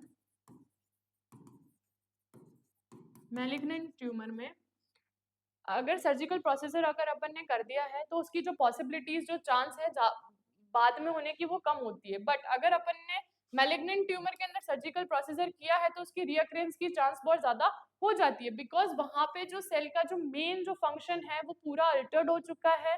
वहां पे इतनी ज्यादा रैपिड ग्रोथ हो चुकी है कि वो ग्रोथ अब नहीं रुक सकती है। ये बिनाइन जो ट्यूमर्स होते हैं या फिर न्यूप्लाज्मा होते हैं वो बहुत ज्यादा कम हार्मफुल होते हैं, बट ये बहुत ज्यादा हार्मफुल होते हैं मैलिग्नेंट। प्रोग्नोसिस जो अपन करते हैं वो अच्छा होता है प्रोग्नोसिस बिनाइन ट्यूमर का, बट मैलिग्नेंट ट्यूमर का प्रोग्नोसिस बहुत बुरा होता है। एक्केशिया यूजुअली एब्सेंट और एक्केशिया यूजुअली प्रेजेंट होता है मैलिग्नेंट ट्यूमर के अंदर। एक्केशिया मतलब एक मेटाबॉलिक सिंड्रोम होता है जो अपने जो मसल्स वगैरह होती हैं उनके अंदर वास्टिंग हो जाती है, वो चीज एक्केशिया बोलते हैं। और एक्केशिया यूजुअली एब्सेंट होता है बिनाइन के अंदर और मैलिग्नेंट के अंदर यूजुअली प्रेजेंट होता है। मेटाबॉलिक सिंड्रोम होता है जो involuntary severe loss of muscles mass हो जाता है इसके अंदर, एक्केशिया के अंदर।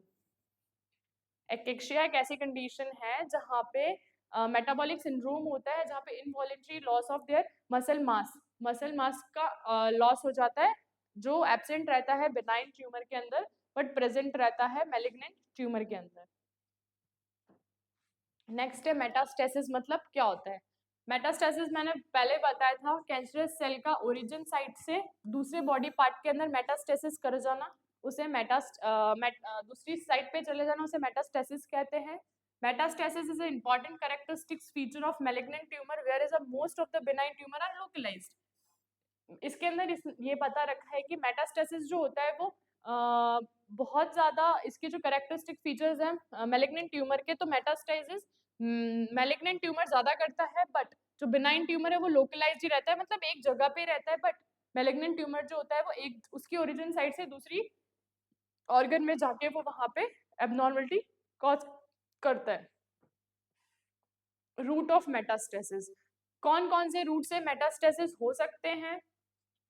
Spread by lymphatic channel, lymph node और लिम्फेटिक चैनल्स के थ्रू भी मेटास्टेसिस हो सकता है। Most carcinomas are spread by lymphatic route, however sarcomas may also spread by this route. जो सैक्रोमास मैंने बताए थे जिनके अंदर बोन का सैक्रोमास हो रहा था, कार्टिलेज में हो रहा था सैक्रोमास, जो मैलिग्नेंट ट्यूमर्स जो मैंने बताए थे प्रीवियस स्लाइड्स के अंदर, उसके अंदर ये जो सैक्रोमास है और ये जो कार्सिनोमास है वो ज्यादातर जो स्प्रेड हो सकते हैं वो लिम्फेटिक चैनल से स्प्रेड हो सकते हैं। मतलब एक जो कैंसर सेल है वो स्प्रेड होगी उसकी ओरिजिन साइट से दूसरे ऑर्गन में, अदर ऑर्गन में, तो उनके जो स्प्रेड होने का जो चैनल है वो एक लिम्फेटिक चैनल के थ्रू भी हो सकते हैं। दूसरा स्प्रेड बाय ब्लड, ब्लड के थ्रू भी बहुत सारे जो कैंसर्स हैं वो ब्लड के थ्रू भी फैलते हैं। बहुत सारी कैंसरस सेल्स होती है वो ब्लड के थ्रू भी ट्रेवल्स करती है बॉडी के अंदर। Most of the sarcomas and some carcinomas are spread by the haematogenesis route. Haematogenesis route मतलब ब्लड वेसल्स के थ्रू जो कैंसर अपनी ओरिजिन साइट से दूसरी ऑर्गन्स में जाता है by the spread by the blood vessels, उसको अपन हेमेटोजेनेसिस रूट कहते हैं। स्प्रेड बाय लिम्फेटिक चैनल, ये भी एक ब्लड हेमेटोजेनेस रूट का ही पार्ट होता है। Spread by blood vessel, spread by the body cavity, spread by the CSF और ट्रांसप्लांटेशन ऑफ द कैंसर। कोई भी सर्जरी वगैरह हुई है उसके वजह से ट्रांसप्लांटेशन ऑफ द कैंसर अपनी बॉडी के अंदर, हॉस्पिटलाइज पर्सन होता है उस वो अपनी बॉडी के अंदर उसमें कैंसर आ जाता है किसी भी चीजों को टच करने की वजह से, या फिर चीजें यूज हो जाती हैं बाय मिस्टेक, या फिर कोई निडल स्टिक इंजरी हो जाती है, उसकी वजह से भी चीजें एबनॉर्मलिटी आ सकती है बॉडी के अंदर। Spread by the body cavity, in this type of in the type of spread peritoneal cavity the most commonly involved, however metastasis may occur by the pleural pericardial cavity and subarachnoid space. Okay, अब body cavities के through भी जो अपना cancer है वो spread हो सकता है। पेरिटोनियल कैविटी के अंदर एब्डोमिनल ऑर्गन्स आते हैं सारे, हाँ पेरिटोनियल कैविटी के अंदर अपने सारे एब्डोमिनल ऑर्गन्स आते हैं जो कॉमनली इन्वॉल्व होती है। Plural cavity by the lung, pericardium the heart cavity जहाँ पे अपना जो हार्ट होता है वो रहता है, और सब एरेक्नॉइड स्पेस जहाँ पे CSF फ्लूइड जो होता है वो फ्लो करता है। For an example carcinoma of the stomach may spread by the peritoneal cavity, because abdominal organ है, पेरिटोनियल कैविटी कहाँ पे प्रेजेंट होती है, एब्डोमिनल ऑर्गन में। एब्डोमिनल जो ऑर्गन्स होते हैं उनको कवर अप और लाइन अप कौन सी कैविटी करती है, peritoneal cavity. Bronchial carcinoma may spread by the pleural cavity, because pleural cavities के अंदर ब्रोंकियोलोमा, लंग्स वगैरह सब कुछ प्रेजेंट होते हैं। तो जो प्यूरल कैविटीज के अंदर जो लंग्स वगैरह होते हैं वो भी एक कार्सिनोमा में स्प्रेड कर सकते हैं। spread by CSF, some carcinogenous cell may be metastasized by the CSF, cerebrospinal fluid से भी बहुत सारे कार्सिनोजन एजेंट जो होते हैं वो ट्रांसफर कर जाते हैं या फिर मेटास्टाइज कर जाते हैं। Transplantation of the cancer, this type of metastasis occur during any surgery or diagnostic procedure through the needles or the surgery of instrument। मैंने आपको पहले ही बोला था, transplantation of the cancer, hospitalisation, कोई भी प्रोसीजर या फिर कोई भी डायग्नोस्टिक इवोल्यूशन करते वक्त आपको निडल्स या सर्जिकल इंस्ट्रूमेंट से प्रिक हो जाता है, या फिर आप उसको आप बाय द वे वो टच हो जाता है, या फिर बाय मिस्टेक कुछ भी हो जाता है, कोई किसी चीज की नेग्लिजेंसी की वजह से, तो वो भी आपको एक कैंसर के रूप में कॉज हो सकता है। Various types of cancers and their common site for metastasis are shown in the following table. Grading and staging of cancer. Sorry. Grading and staging of a cancer. Grading के अंदर grading is defined as a macroscopic and microscopic degree of differentiation of the tumor. Grading helpful in preparing the treatment plan. Okay. जो cancer की जो grading है, अपन ने उसको grade दे दिया, grade 1, grade 0, grade 2, 3, 4, 5, 6 और may be last to 4 gradings होती हैं। उसके अंदर अगर अपन ने उस जैसे कोई भी कैंसर कॉज हो रहा है उसको अपन ने ग्रेडिंग दे दिया ग्रेड 0, तो उस ग्रेड 0 में अपन वो जो ट्रीटमेंट ऑफ प्लान है उसको किस तरीके से डिस्ट्रॉय करना है, उसको किस तरीके से खत्म करना है, वो अपन ट्रीटमेंट प्लान कर सकते हैं। पॉसिबल उसके आउटकम्स क्या होंगे, उसको ट्रीट करने के बाद में क्या गोल अपना निकलेगा, क्या आउटकम्स होंगे, अपन उस चीज को भी डिटरमाइन कर सकते हैं। डिटेक्टिंग एक्टिव इफेक्टिव ट्रीटमेंट, अपन ऐसा क्या उसको ऐसा ट्रीटमेंट देंगे जो बाद में जो इफेक्टिविटी है वो ज्यादा शो करेगा और वापस उसके रिअकरेंस के चांसेस नहीं होंगे। तो ये अलग टॉपिक है जिसके अंदर लंग्स कैंसर जो मेटास्टेसिस वाला है कि लंग कैंसर अपना ब्रेन के अंदर भी मेटासाइज कर सकता है, lung cancer laryngeal cancer lungs के अंदर भी कर सकता है, ब्लेडर कैंसर जो होता है वो लिवर बोन्स और लंग्स के अंदर भी कर सकता है, ब्रेस्ट कैंसर जो होता है वो लंग्स लिवर बोन और ब्रेन में भी मेटासाइज कर सकता है, एंडोमेट्रियल कैंसर जो होता है वो लिवर लंग्स एंड ओवरीज के अंदर भी मेटासाइज कर सकता है, टेस्टिकुलर कैंसर जो होता है वो लंग्स लिवर और बोन में भी मेटासाइज कर सकता है, प्रोस्टेट कैंसर में भी इन द बोन में भी कर सकता है और cancer of colon in the liver में भी मेटासाइज कर सकता है। अब अपन बढ़ते हैं, grading of the cancer is mainly based on the following 2 features.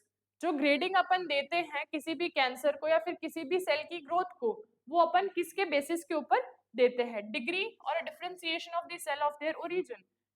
क्या उस डिग्री उसकी जो डिफरेंशिएशन है कि वो नॉर्मल सेल के जैसा दिख रहा है, वो नॉर्मल सेल जैसा वर्क कर रहा है, वो नॉर्मल अपन उसको आइडेंटिफाई कर सक रहे हैं कि ये कौन सा सेल है, तो उसके बेसिस के ऊपर अपन उसको ग्रेड दे सकते हैं। दूसरा अपन उसकी ग्रोथ ऑफ द रेट कि उसकी जो ग्रोथ ऑफ द रेट है वो स्लो है या रैपिड है, उसकी उसकी ग्रोथ रेट के ऊपर भी अपन ग्रेडिंग दे सकते हैं। ठीक है, on the basis of the above feature grades of the cancers are following। मैंने आपको बोला था ग्रेड्स देते हैं, ग्रेड 1, 2, 3 एंड 4 ग्रेड तक अपन दे सकते हैं।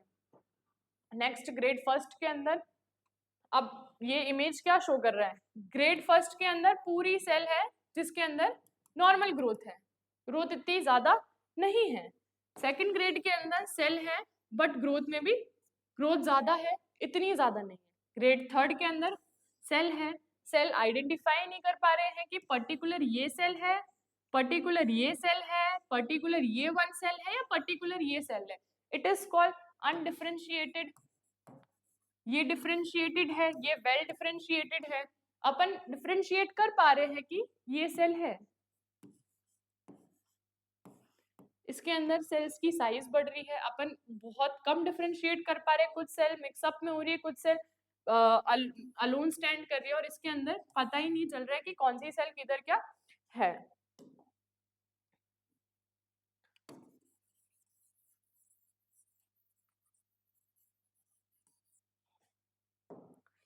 तो ग्रेड 1 के अंदर सेल ग्रो स्लोली। जो ग्रेड 1 के अंदर अपन ने किसी ऑन द बेसिस अभी अपन ने पढ़ा था कि अपन किसी भी कैंसर की जो सेल है उसकी ग्रेडिंग कैसे करते हैं, तो उसके डिफरेंशिएशन पे कि वो कैसे डिफरेंशिएट करी और उसकी ग्रोथ पे। तो सबसे पहला ग्रेड फर्स्ट के अंदर दे रखा है सेल ग्रोथ जो होती है वो कैसी होती है, स्लोली होती है, किसमें, ग्रेड 1 में। उसकी जो अपीयरेंस होती है वो नॉर्मल सेल जैसी दिखती है। Cancerous cells are well differentiated. अब जो कैंसरस सेल है यहाँ पे अच्छे से आइडेंटिफाई हो सकती है कि ये कैंसरस सेल है। Anaplastic cells are less than 25। जो एनाप्लास्टिक सेल्स हैं जिनकी मॉर्फोलॉजिकली जो स्ट्रक्चर है वो अल्टर्ड हो जाती है, वो सिर्फ कितनी रहती है, 25% ही रहती है, उसको अपन ने ग्रेड 1 में दिया है। बट यहाँ पे जो कंडीशंस है वो कैन बी इम्प्रूव, और यहाँ पे अगर अपन सर्जरी भी करते हैं, ट्रीटमेंट भी करते हैं, तो वो कितना इफेक्टिव होगा, उससे चीजें काफी सही हो जाएगी। ग्रेड सेकंड के अंदर appearance of cancerous cell is slightly abnormal. यहाँ पे पता लगाना बहुत मुश्किल, मतलब थोड़ा सा मुश्किल है कि कैंसरस सेल कौन सी है। Moderately differentiated types of cancer cell, यहाँ पे मतलब मॉडरेटली, ना तो ज्यादा सीवियर और ना ज्यादा सही में पता है, पता चल जाती है कि अपन डिफरेंशिएट कर पाते कि कौन सी कैंसरस सेल और कौन सी एबनॉर्मल, कौन सी नॉर्मल सेल है। एनाप्लास्टिक सेल के अंदर, एनाप्लास्टिक सेल जो होती है वो 25, ग्रेड फर्स्ट के अंदर 25 थी, बट ग्रेड सेकंड के अंदर 25 टू 50 हो जाती है, थोड़े नंबर ऑफ एनाप्लास्टिक सेल्स बढ़ जाते हैं ग्रेड सेकंड के अंदर। तो अपन एज अ इसको अपन एज अ सेल को देख के, ये सारे अपीरियंस को देख के अपन उसको ग्रेड सेकंड दे सकते हैं। Grade third moderately differentiated type of cancer, मतलब बहुत सारी टाइप्स ऑफ कैंसर सेल अपन मॉडरेटली दिखती है। एनाप्लास्टिक सेल जो होती है वो 50 टू 75% हो जाती है। Cancer cells are more effective produce abnormal cell, grade second cancer cell, these cancer cells are more effective reproduce abnormal cells। जो ये जो कैंसर सेल होती है वो बहुत ज्यादा एबनॉर्मल सेल जो होती है वो रिप्रोड्यूस करती है, और ग्रेड सेकंड जैसे cancer cell, then a grade second cancer cell, जो ग्रेड सेकंड की जो कैंसर सेल है उससे ज्यादा एबनॉर्मल सेल प्रोड्यूस करती है ग्रेड थर्ड के अंदर। ग्रेड फोर्थ के अंदर मैलिग्नेंट ट्यूमर कॉज हो जाता है, बिजार अपीयरेंस हो जाता है। मैं कब से ये वर्ड बोल रही हूँ, बिजार अपीयरेंस। बिजार अपीयरेंस मतलब उसकी अपीयरेंस इस तरीके की हो जाती है कि अब इस तरीके की हो जाती है कि अपन उसको डिफरेंशिएट नहीं कर पाते हैं कि ये सेल है, नॉर्मल सेल है या कौन सी सेल है। Cancer cells are poorly differentiated, जो कैंसर सेल होती है वो पुअरली डिफरेंशिएटेड होती है। Anaplastic cells are more than 75%। तो जो एनाप्लास्टिक सेल्स है ग्रेड फोर्थ के अंदर वो बहुत ज्यादा 75% से भी ज्यादा हो जाती है। एक बार वापस रिकैप करते हैं इन चीजों को।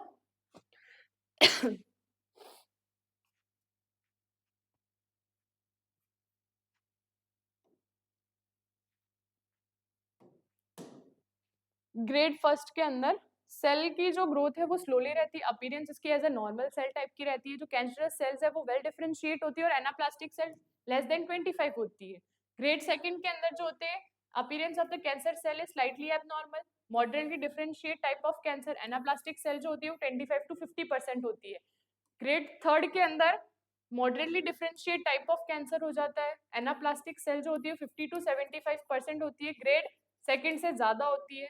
और ग्रेड सेकंड के अंदर जो कैंसर सेल है वो बहुत ज्यादा एबनॉर्मल सेल का प्रोडक्शन करती है। ग्रेड फोर्थ के अंदर जो ट्यूमर्स, वो जो सेल होती है वो एज ए मैलिग्नेंट ट्यूमर ले लेती है, उसकी जो अपीयरेंस होती है वो बिजार हो जाती है। Cancerous cells are poorly differentiated, और anaplastic cells are more than 75%। तो इस अकॉर्डिंग ये सेल्स देख के, ये फीचर्स देख के, इस अकॉर्डिंग अपन उन सेल, उस कैंसर को ग्रेड कर सकते हैं और उसको ग्रेडिंग दे सकते हैं कि वो ग्रेड 1 में आती है, ग्रेड 2 में आती है, ग्रेड 3 में आती है, ग्रेड 4 में आती है। ओके, नेक्स्ट है staging. In a case of cancer patient, staging is a process by which size of tumor, lymph node involvement, and extent of metastasis are described. Okay. In the case of cancer, staging process by which size of tumor, lymph node involvement और extend metastasis में describe. अब पहले अपन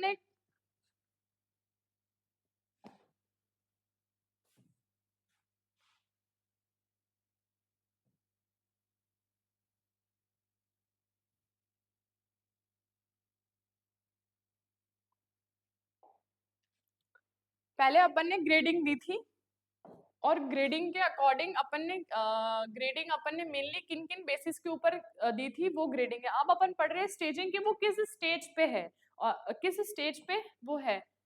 तो अपन ने grading में grade 1, 2, 3 and 4 पढ़े थे। अब अपन स्टेजिंग के अंदर देखते हैं कि स्टेजिंग किस बेसिस के ऊपर होती है। जो ग्रेडिंग होती है वो तो ग्रोथ के ऊपर हो रही थी, और उनकी जो वेल डिफरेंशिएटिंग जो साइज और जो शेप है उनके अकॉर्डिंग हो रही थी। बट जो स्टेजिंग है वो किस अकॉर्डिंग होती है, एक तो साइज ऑफ ट्यूमर के according. The staging process is staging is the process by which size of tumour, lymph node का इन्वॉल्वमेंट हो रहा है कि नहीं हो रहा है, और एक्सटेंड मेटास्टेसिस आर डिस्क्राइब, कि वो जो मेटास्टेसिस उसकी ओरिजिन साइट से दूसरी साइड पे जा रही है कि नहीं जा रही है, उसके अकॉर्डिंग अपन उसको स्टेजेस देते हैं। Staging system plays an important role in the proper diagnosis and treatment of cancer patient. अगर अपन उस सेल को या फिर उस कैंसरस जो सेल है उसको स्टेज करेंगे, या फिर उसकी स्टेजिंग या फिर ग्रेडिंग करेंगे, उस वो अपन वो जो एक हेल्थ केयर प्रोवाइडर के लिए इतना इंपॉर्टेंट होता है, ताकि वो प्रॉपर डायग्नोसिस कर पाए, उसका प्रॉपर ट्रीटमेंट कर पाए उस कैंसर पेशेंट का, कि उसको किस स्टेज में देना है, किस लेवल का उसको ट्रीटमेंट करना है, और उस किस लेवल के ट्रीटमेंट के बाद में क्या इफेक्टिविटी शो होती है, वो चीज अपन स्टेजिंग और ग्रेडिंग इस वजह से देते हैं। If the tumour is a small size and it is localised and the local treatment modality such as surgery and radiotherapy are used. इसमें लिखा हुआ है कि अगर ट्यूमर का साइज जो है वो स्मॉल है और जो ट्यूमर है वो लोकलाइज्ड है, तो अपन ट्रीटमेंट क्या दे सकते हैं, रेडियोथेरेपी दे सकते हैं, फिर उसकी सर्जरी कर सकते हैं। If the cancer cell have metastasised to the other body organs and the systemic treatment such as chemotherapy also required with a long required along with the treatment of local treatment। अगर वो ही cell metastasis कर रही है, तो जो उसका systemic जो treatment है उसको अपन कीमोथेरेपी देंगे, और उसके साथ साथ कोई जो लोकल ट्रीटमेंट चल रहा होगा वो चीज देंगे। टीएनएम स्टेजिंग सिस्टम है। इस टीएनएम स्टेजिंग सिस्टम से अपन जो स्टेजिंग है उस स्टेजिंग कितनी देनी है, स्टेज 1 पे है, स्टेज 2 पे है वो कैंसरस सेल, स्टेज 3 पे है या स्टेज 4 पे है, वो अपन आइडेंटिफाई करेंगे। तो T refers to the tumour, N refers to the involvement of lymph node, M refers to the metastasis. मैंने ये चीज आपको पहले भी बोली थी कि स्टेजिंग की जो प्रोसेस है उसके अंदर इन्वॉल्व हो रहा है, एक तो ट्यूमर की साइज क्या है, N refers to the lymph node का इन्वॉल्वमेंट है कि नहीं है, M refers to the metastasis. तो पहले T size of the tumour देख लेते हैं। Size of the tumour is describe as T, और T0 से अपन उसको डिस्क्राइब करेंगे। T tumour in C2, T1 to T4 and TX, T1 to T4 and TX। TS मतलब ट्यूमर इन C2, मतलब वो वहां पे ग्रोथ होना चालू तो नहीं किया है, लेकिन वहां पे पता चल रहा है कि वो उसकी वो ग्रोथ होना चालू किया है, बट वो उसकी डीपर लेयर में नहीं गया है, तो उसको कहते हैं कार्सिन tumour in C2।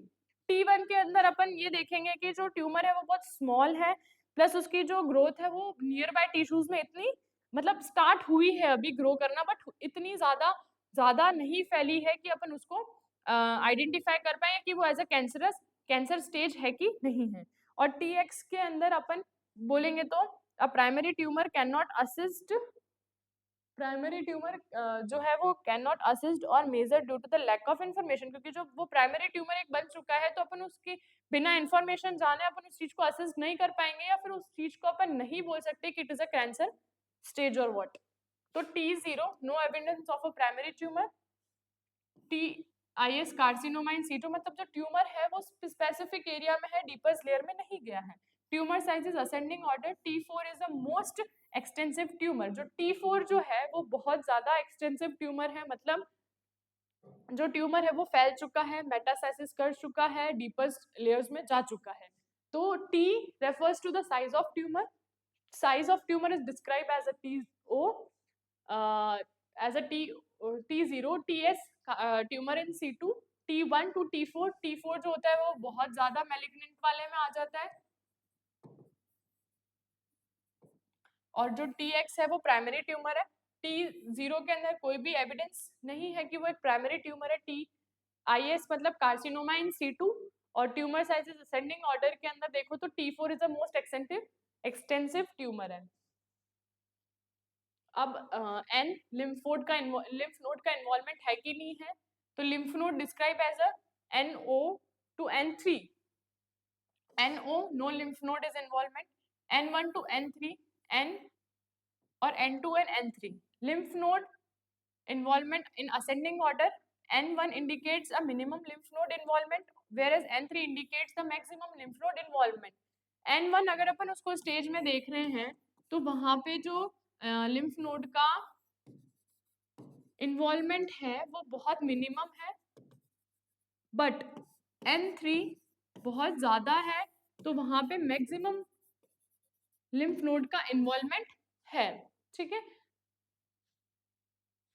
metastasis, it indicates the spread of tumor to the other body parts. It describes as M0 to M1, M0 no metastasis, M1 distance metastasis present, कि हाँ इतना metastasis हो चुका है, और MX when it is not possible to assess the status of metastasis such as either present or absent. MX का मतलब ये हो गया कि अपन वहां पे आइडेंटिफाई नहीं कर पा रहे हैं कि वो जो मेटास्टेसिस का जो स्टेटस है वो वहां पे प्रेजेंट है कि नहीं है। ओके, तो पीएनसी क्लासेस ऐप पे आपको ऑनलाइन बैच है जीएनएम और एएनएम का, तो ऑनलाइन बैच सिर्फ 215 का है और जीएनएम बैच 261 का है। अगर आप ऑफलाइन में आने से असमर्थ है तो ऑनलाइन बैच का लाभ उठाएं, बहुत रीजनेबल प्राइसेस में, और सारा टीचिंग मटेरियल सब कुछ बहुत अच्छा सा वहाँ पे अपलोडेड वगैरह है, तो आप वहाँ पे जाके क्लासेस वगैरह पढ़ सकते हैं पीआईएनसी क्लासेस ऐप के ऊपर जाके। अब स्टेज अकॉर्डिंग, जैसे अपन ने स्टेजिंग और ग्रेडिंग करी थी उसके अकॉर्डिंग अपन ने स्टेजेस भी करी हैं। तो स्टेज 0 के अंदर कार्सिनोमा इन C2, ट्यूमर की साइज जो है वो कार्सिनोमा इन C2 है, मतलब डीपर लेयर्स में नहीं गया है बट आसपास थोड़ा बहुत फैला हुआ है। लिम्फ नोड इन्वॉल्वमेंट नहीं होता है, डिस्टेंस मेटास्टेसिस भी नहीं है। स्टेज सेकंड के अंदर जो T1 जो है वो T1 हुआ है, और T1 अपन ने किस चीज को इंडिकेट किया था, T1 अपन ने इंडिकेट किया था कि वो अब नियर बाय टिश्यूज के अंदर ग्रोथ करना चालू हो गया, बट उसके अंदर लिम्फ नोड इन्वॉल्वमेंट नहीं है स्टेज फर्स्ट के अंदर, और डिस्टेंस मेटास्टेसिस भी नहीं है, M0 है। स्टेज सेकंड ए के अंदर T0 टू T2 हुआ है और लिम्फ नोड में इन्वॉल्वमेंट है, मैक्सिमम मिनिमम लिम्फ नोड है बट मेटास्टेसिस नहीं है। स्टेज सेकंड बी के अंदर T2 टू T3 है और लिम्फ नोड का इन्वॉल्वमेंट भी मिनिमम है, बट जो डिस्टेंस मेटास्टेसिस है वो अभी तक नहीं हुआ है। स्टेज थर्ड ए के अंदर T0 टू T3 है पूरा, और N2 मतलब लिम्फ नोड मिनिमम टू थोड़ा सा ज्यादा लिम्फ नोड बड़ा है और डिस्टेंस मेटास्टेसिस नहीं है। स्टेज थर्ड बी के अंदर T4 और T एनी ट्यूमर, कोई सा भी ट्यूमर है वो प्रेजेंट है, लिम्फ नोड का मैक्स टू मैक्स इन्वॉल्वमेंट है बट डिस्टेंस मेटास्टेसिस नहीं हुआ है। और T4 के अंदर कोई भी ट्यूमर हो, कोई भी ट्यूमर, सब लिम्फ नोड का इन्वॉल्वमेंट मैक्स टू मैक्स है और मेटास्टेसिस भी आइडेंटिफाई हो गया कि वो डिस्टेंस मेटास्टेसिस है। अब T0 no tumour, T1 size of tumour up to 2 centimetre, इसके अंदर जो ट्यूमर की जो साइज थी वो थी अप टू 2 सेंटीमीटर।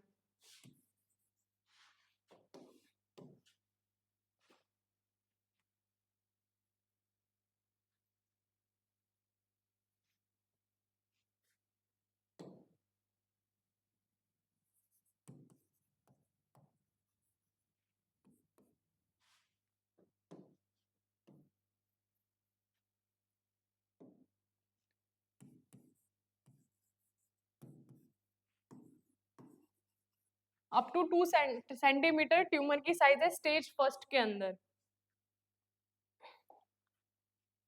और स्टेज सेकंड के अंदर T0 T2 है, size max to max 2 to 5 centimetre है। T3 के अंदर जो 5 सेंटीमीटर की उसकी साइज होगी ट्यूमर की। T4 के अंदर tumour size is extension to the chest wall और स्किन, ठीक है। N0 no lymph node is involvement. N1 metastasis movable ipsilateral axillary lymph node के अंदर हो चुका है। N2 मतलब metastasis ipsilateral ipsilateral axillary lymph nodes are fixed. N3 metastasis ipsilateral internal mammary lymph node mammary जो gland है breast के अंदर जा चुका है, ये एक्सिलरा में ही है और ये भी एक्सिला में भी है। M0 no distance metastasis, M1 distance metastasis is present. इसके अंदर यहाँ पे डिस्टेंस मेटास्टेसिस प्रेजेंट है, स्टेज 4 के अंदर है। इसके अंदर साइज बहुत ज्यादा इंक्रीज हो चुकी है। इसके अंदर लिम्फ नोड का इन्वॉल्वमेंट है, मतलब एक्सिलरी लिम्फ नोड है और एक मेमोरी लिम्फ नोड भी प्रेजेंट हो चुका है। T3 और T4 के अंदर साइज अप टू 2 to 5 हो चुकी है और इसमें 5 से ज्यादा हो गई है। और इसके अंदर लिम्फ नोड का इन्वॉल्वमेंट है, जैसे एक्सिलरी हो गया, यहाँ पे भी एक्सिलरी हो गया, बट यहाँ पे एक्सिलरी प्लस मेमोरी दोनों है और यहाँ पे कोई भी डिस्टेंस मेटास्टेसिस प्रेजेंट नहीं है। Thank you.